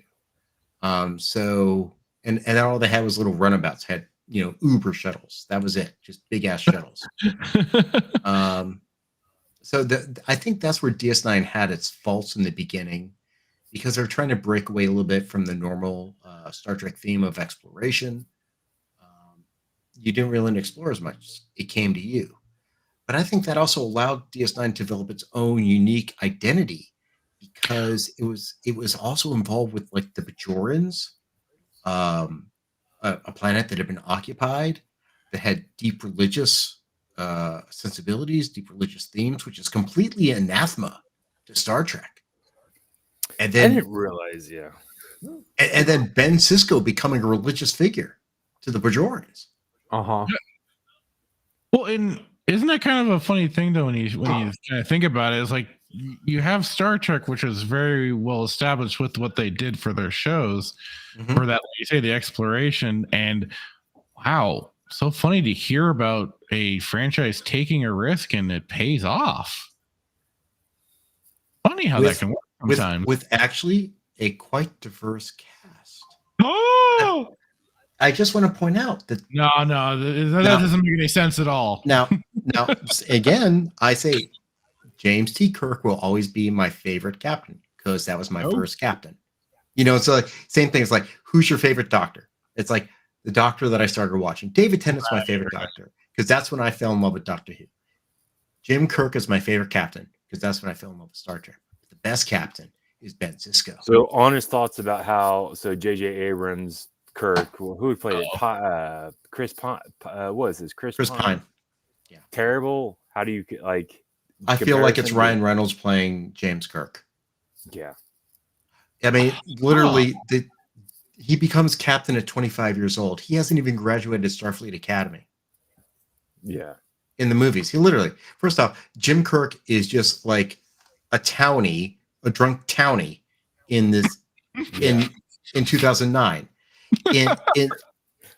In proper Trek, Jim Kirk is at the top of his class. Jim Kirk is a top student. He then goes on to teach and everything, and he's the only one to beat the Kobayashi Maru. They made it a freaking joke in there where he's just like half-assing it. Well, we all know didn't Abrams come from Star Trek? So like to no, he did. JJ, there I have to find it. There is on the Star Trek 2009 movie Blu-ray. This is back when they put extras on it. They had all the people who were like making the show.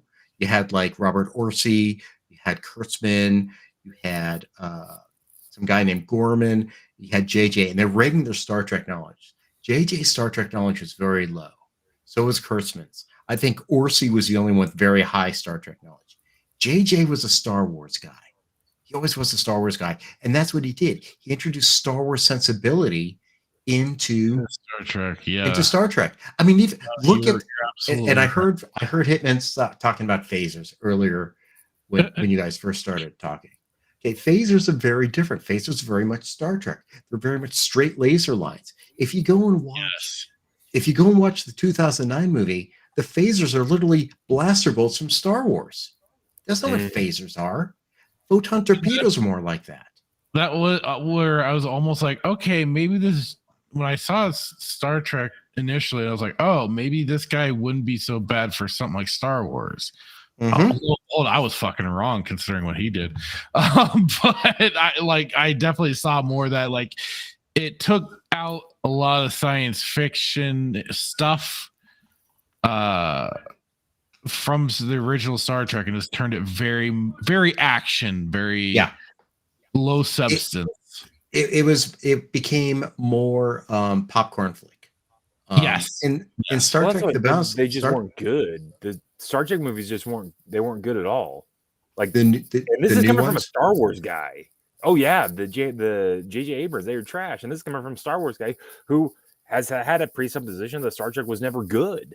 right? Yeah. So watching that, I'm like, I'd rather go watch Teletubbies. This is trash. I mean, the whole idea of Star Trek 2009 is ridiculous.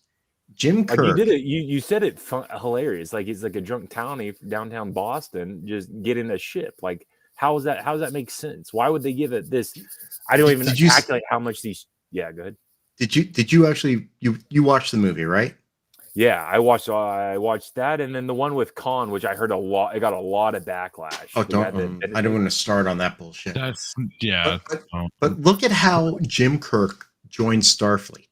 Okay, so literally he gets into a bar fight because he's flirting with Uhura, and then Chris Pike comes in. He goes, "I know your dad, and your dad was like a Starfleet hero. What are you doing, dude? You got great grades. Why don't you join Starfleet? It's important."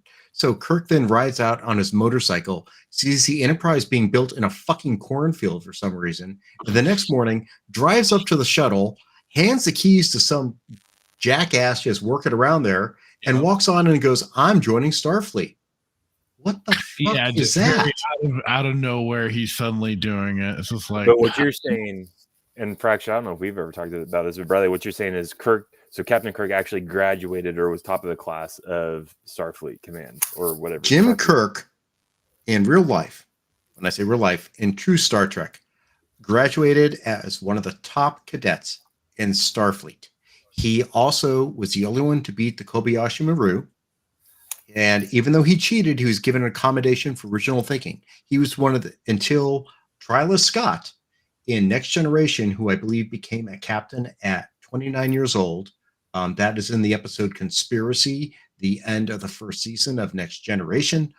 Jim Kirk was one of the youngest captains to reach the captaincy. And he became the captain of a Constitution vessel. There were only 13 Constitution vessels originally made. And he was one of the captains of them. Where does some of this knowledge drop? Does this come from some of the extended content, like books? And some of the extended content that came out afterwards, yeah. Okay. And also some of the stories. I just wasn't sure if like some of this was also like covered through the TV shows or the movies. Some of it is drawn from the movies, but a lot of the Kirk lore, which has become like Kirk is born in Iowa. That was a fan pick until Star Trek Voyage Home. Oh, okay. Yeah. That's when he first said I'm from Iowa. The cornfields and getting fights in a bar because that's what Iowans do. Yeah. Live in cornfields and drink. Yeah, and it was never really established in original lore that his father was in Starfleet. So could you take the movies? Could you take the movies that Abrams did as disrespectful to the character then? Absolutely disrespectful to the character. Yeah, it's not Jim Kirk. So he doesn't care because he's just. So this is what we talk about. This is my issue. Here's the thing. So like Star Trek Beyond, Jim Kirk has been captain of the Enterprise like 4 or 5 years. He's supposed to be 30 years old, right? He's 30 years old and he's already tired. He's like, I'm bored of this, and he wants to become he has to be promoted to be vice admiral. He's 30 years old. What the fuck is this about? I mean, this. First off, Chris Pine looks like he's 40 at the time. Just the whole what they did to the character. They tried to make him. I'm trying to think. It like I say, it was like a Ryan Reynolds take on him. You know, it was kind of like a little bit of like Hal Jordan in Green Lantern. You said that, and I was like, oh, and I was trying to process that through my brain because I've seen the 2009 Star Trek, and also especially because I have it as a Riff Tracks video on my hard drive, so I watch it occasionally. But as you described him as being a Ryan Reynolds take, I was like, oh shit, a lot of the spasticness and everything, the part kind of weird humor to it and stuff. I'm like, oh shit, he's very much a cartoonish version of Kirk. Yeah, and it's not like cartoonish in the sense that people like imitate Shatner's. First off, no. The image that people have of Shatner being like, and then we must the do over this. the dramatic pauses. Yes. Yeah. Which I mean, I watched that. I was like, I kept hearing that from all these, all the memes basically from different television shows and stuff like that. And I finally was like, all right, I'm watching this goddamn series, and I'm like, oh, none of that's there. No. Where the hell is all this coming from? I'm like, this is fucking great anyways. It's really a Mandela effect. Right. It's like, well, that's what he sounds like. Well, no, it's not. I mean, yeah, Shatner does overact. He does. He chews scenery, especially later on. Oh, yeah. But if you look back in the early episodes, honestly, he wasn't doing that. I mean, he had a definitely Shatner-esque, persona. He had his take to it, yeah. And I'd say that some of those pauses did creep in a little bit in the movies, but it was not in the TV show that I could catch. And the other thing you have to remember is Shatner is actually a trained theater actor. He is a Shakespearean actor. He and Christopher Plummer did theater together in Canada. Well, and isn't Nimoy as well? Because Nimoy was classically trained. Back then, they were all classically trained actors. Right. And it was kind of funny because a friend of mine was pointing this out to me when I was checking it out initially. It was like, because it was the pilot episode before they brought on Shatner and everything. Where The Cage. Yeah. And Nimoy is like really projecting his voice because he hasn't done a television show, so he was a lot louder than a lot of the other people, and that definitely got a little more corrected with the following. And the other thing, there's a scene where they're on the planet and there's these vibrating plants, and they're giving off some like harmonic noise, and him and Pike grab them and they change the tone, and Nimoy smiles. So now, mind you, this was before they really. This is before they brought, right. The thing is, back then they weren't like when Next Generation came out. There was a Bible for the Next Generation. Like this is what I think most shows, if you're going to do a serialized show, should be. You should develop a Bible that describes the characters, their motivations, their personality, that sort of thing, so that when someone goes in, they said, "This is what the character is." They didn't do that back then. Which is why we didn't have Starfleet mentioned for so many episodes. At one point, it was called USPA, United Earth Space Probe Association, or something. Not kidding. That's Tomorrow's Yesterday. I think that's they say it. That's when they go back in time to 1965 and accidentally capture a U.S. Air Force pilot because they accidentally destroyed his fighter.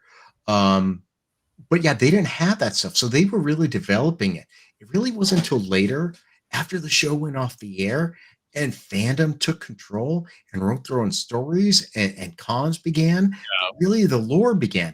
And then the people who wrote it would see it and go, you know what, this is some good shit. And that's what got developed from there.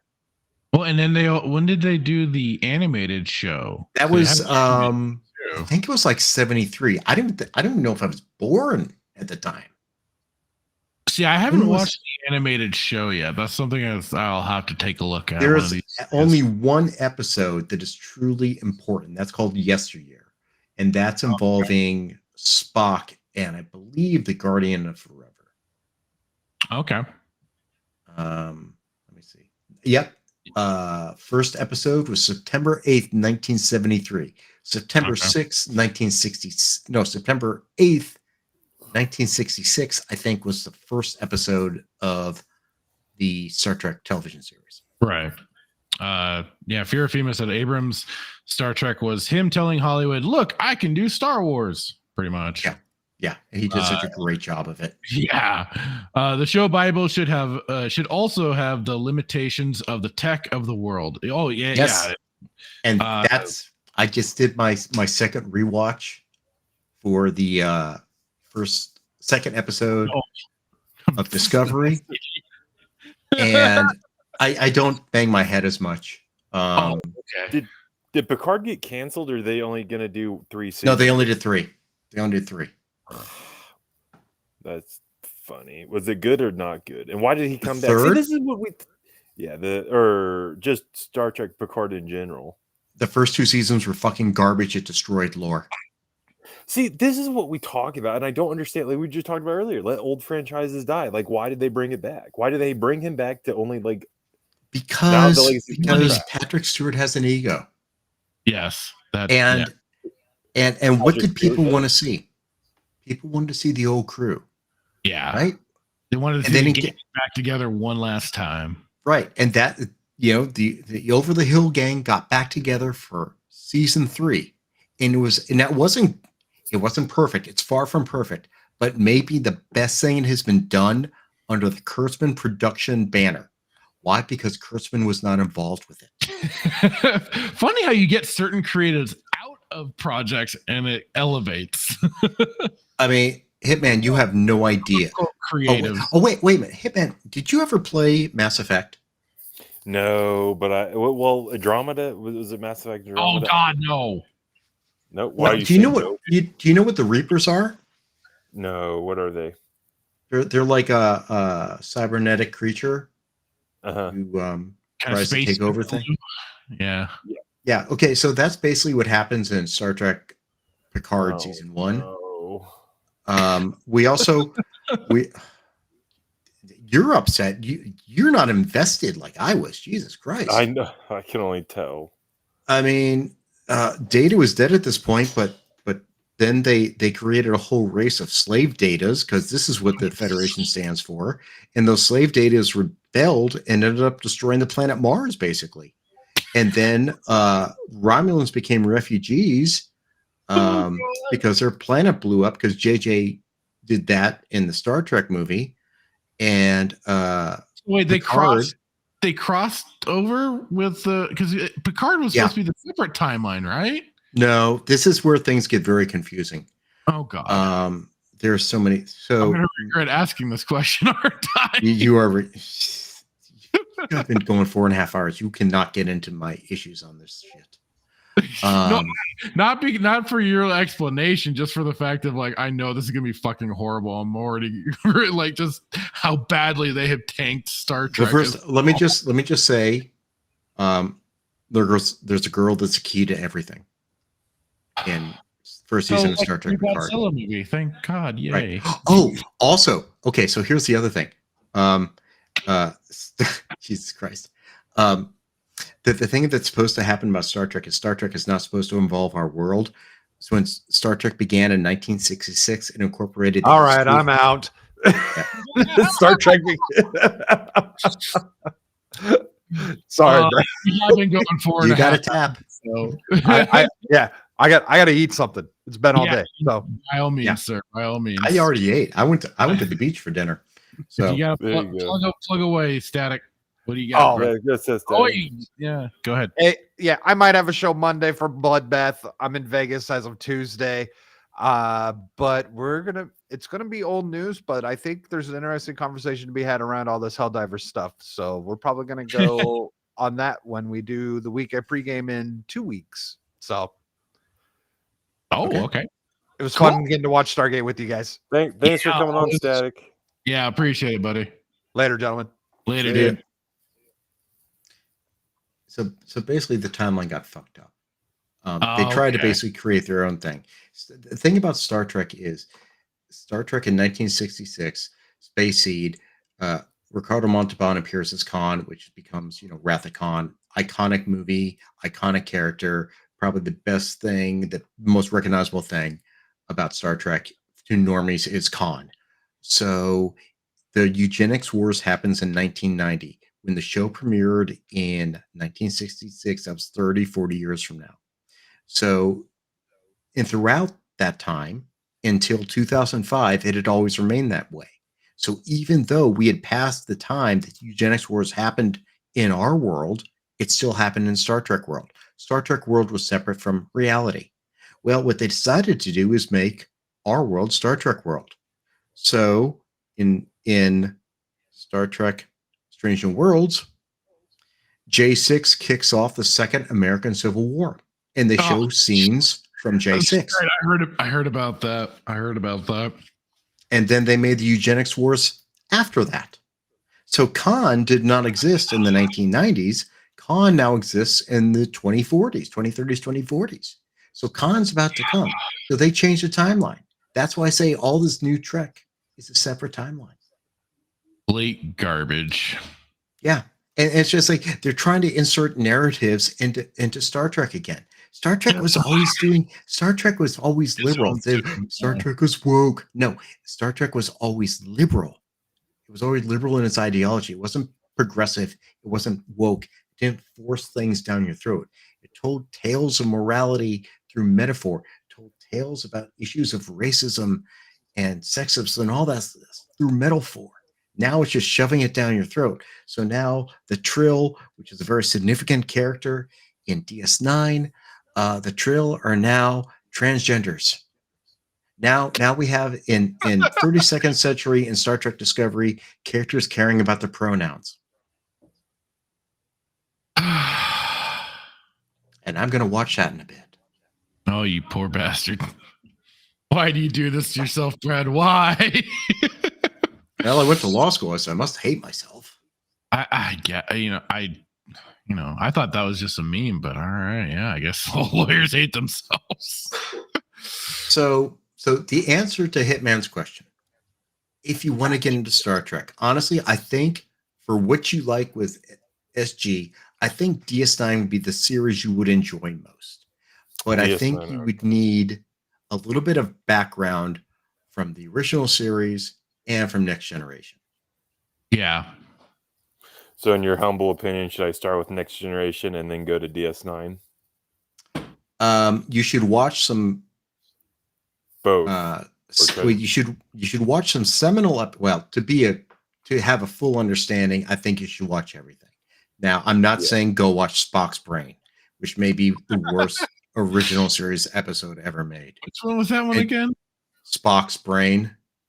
Remind what went on in that episode in particular? Spock's brain was stolen. Oh my god. That is the story. His brain was stolen. Okay. Also, in that same season, there were space hippies. Goddamn hippies. Yeah.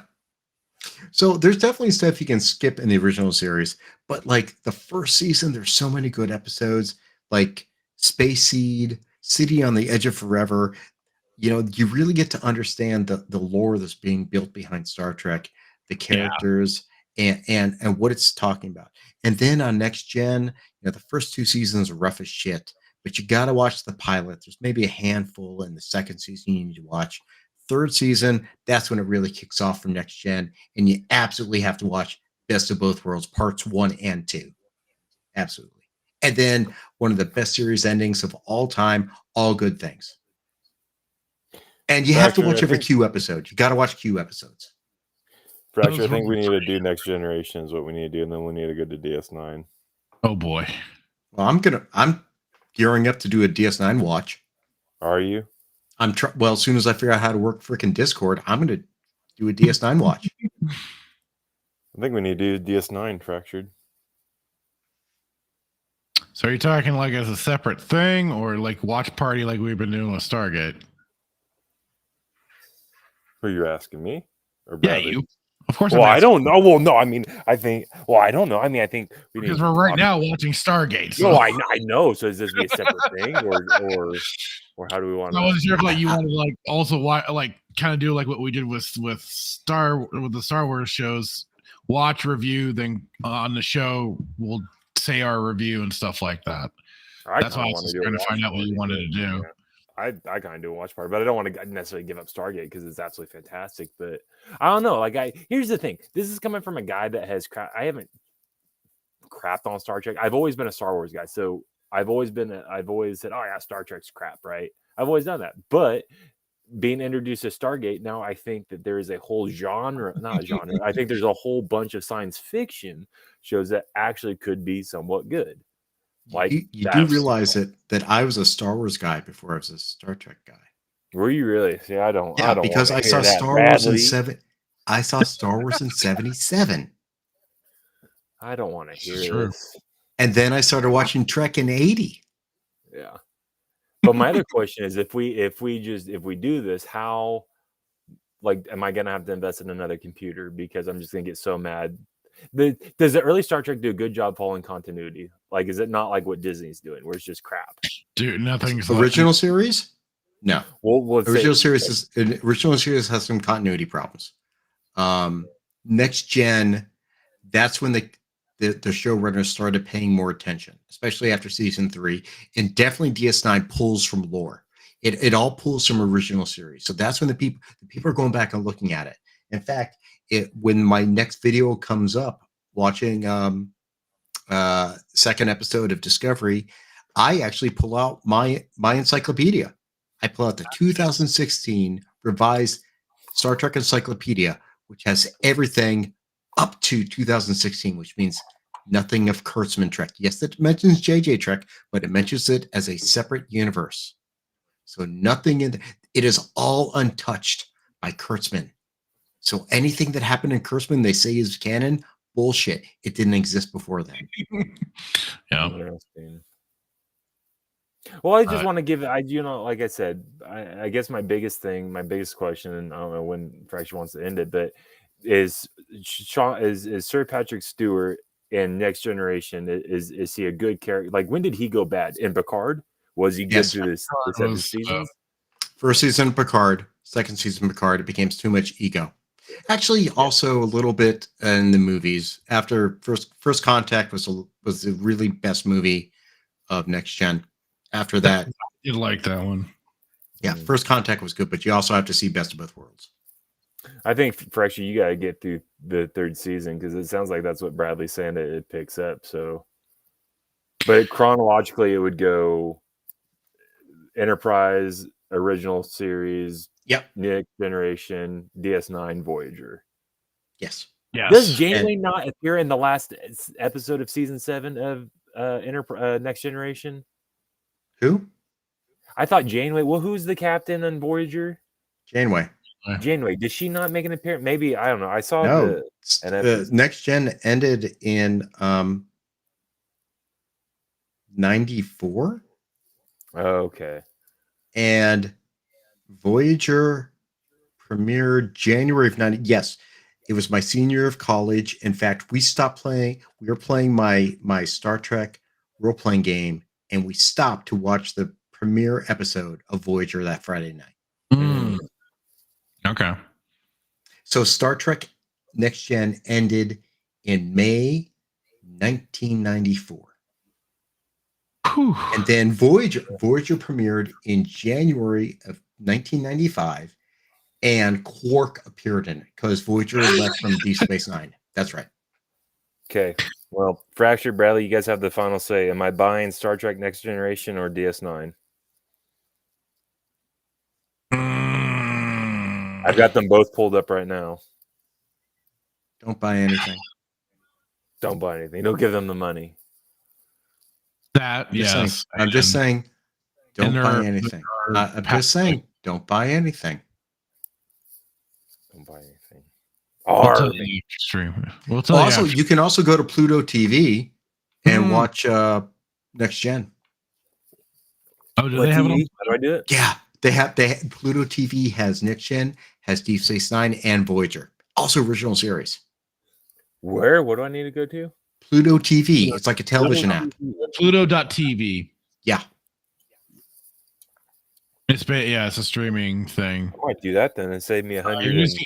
You're just gonna have like commercials and stuff, but otherwise it'll stream the episodes. Save me 50 plus $80. So that's it absolutely will. Pluto TV is totally free.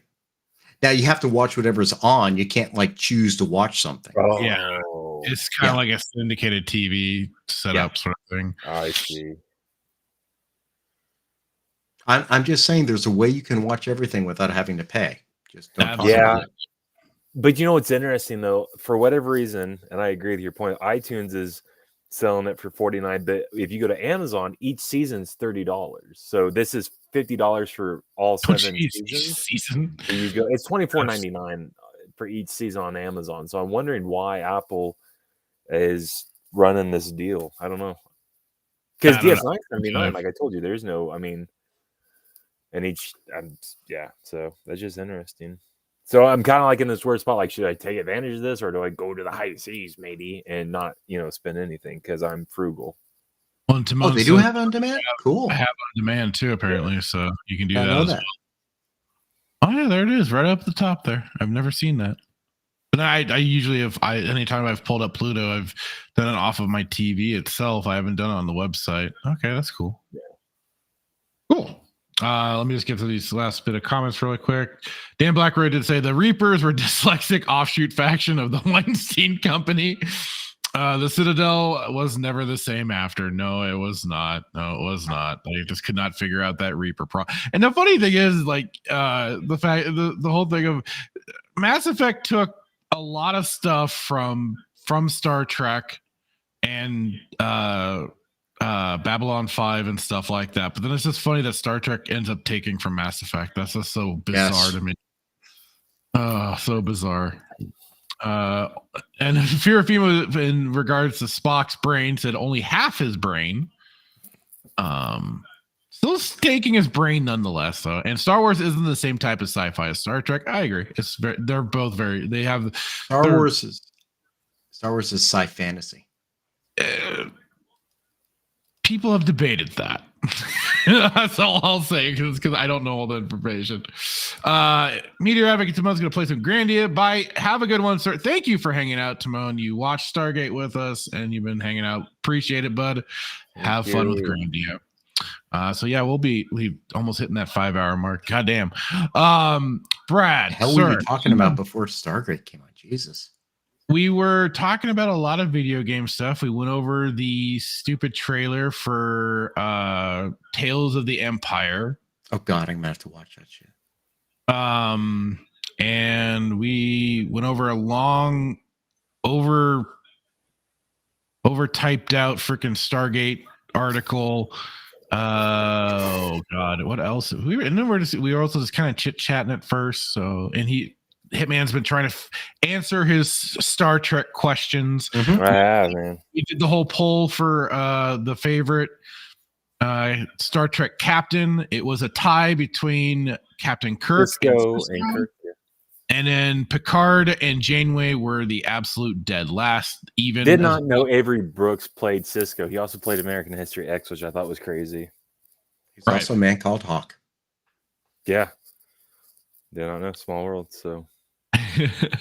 So with that though, we'll be closing this out now. Brad, do you got anything to plug? I know you two are going to be in Vegas this week, but yeah, I will be in Vegas come Tuesday. I'm probably going to film while I'm there, so I'll try to post some stuff. I will be hopefully publishing tomorrow my rewatch of the second episode of Star Trek Discovery, and I'm going to try to watch the first premiere episode of season 5 because I hate myself. You're just that much of a diehard. I get it. I get it. As a glutton for punishment. Yeah, and that too. We all punished ourselves when we watched Ahsoka, right? So yeah. And just I know before you go, when you close out afterwards, I do have something to mention off stream to both you guys. So okay, cool. Yep. Hitman, you got anything you want to throw out there? Yeah, trying to figure out what I'm going to watch, and then we got to figure out what we're playing next. Maybe we can't do Vegas. We can't do Fallout. We got to do something. Helldivers. We can do Helldivers together. No. Oh God, don't get me started on that. Back on that at least. So that's all she wrote, sir. Yeah. All right, cool. For me, just keep an eye out for any streams I do decide to pop up with. Wednesday, Thursday, I should be finally finishing off some Batman Arkham Origins. I want to move on to another game. I think I got to finish off that the DLC for Mr. Freeze. So I just got to get through that. I will be also probably hanging out on Grizzly's Shill Watch Along live stream. I'm there helping mod. So check out that. It's always fun as him and Mr. Grant Gregory are roasting some goofy Disney shills as they react. If it is going to be some Disney shills, it might be some other shills that are screeching and soy facing to a whatever god awful Marvel tier shit or something like that. It's a good time. It's fun. So check out that over on Grizzy's channel here on YouTube as well. Otherwise, since no pregame, I don't got that, but we'll be back next week. Same bat time, same bat channel. And I want to give a big thanks not only to yourself, Bradley. Thank you, sir, for always generally coming around, hanging out with us to watch Stargate. Great. And to provide your knowledge. Meteor Advocate Timon, thank you to sir, and Dan Blackroyd, aka Liquid Blake. You guys have been Brandon Tran, new constant hanging out in the chat, kicking it up. It's been great. And yeah, we got the return of Brandon Tran. Thanks for hanging out again, dude. We had Fear of FEMA in here. Mr. Grant Gregory was in earlier. We had Down Upwards. Unfortunately, the chat isn't going to go all the way. We in Black Belt, of course, the one and only Tuscan Bob. You can't forget him. Good old Greg, the hater of C3PO himself. Who else? We had four, I think, forking around. There's also at a point everybody was just firing off with man. You start talking about Star Trek and everything, and everybody's got their own opinion. And also the gaming talk too. Paul Hadoken was here earlier. Of course, Static was in the chat with everybody. But yeah, the gaming talk really. Steezo for life. Whew, okay, Fook Norris was here. Always careful about that. Spartacus, he didn't join us for Stargate this week. Oh well. God, I don't like Hathor. And there's a bunch of new faces as well. BD Jake was a return, but a bunch of new faces. Really, guys, it's awesome that we've been getting so many extra people in here, that you listen to us, go off the rails sometimes, but have fun all the same. It's fantastic. Thank you all. And with that, Dan Blackroyd is just here for the Hammond Bush. With that, thank you, everybody. And remember, if you're watching the replay, drop a comment, hit that sub, whatever it may be, hit the like, all that jazz, and get us out there for more people to join the fun. So good night. Have a good one. We'll catch you next week. Oh boy. Right.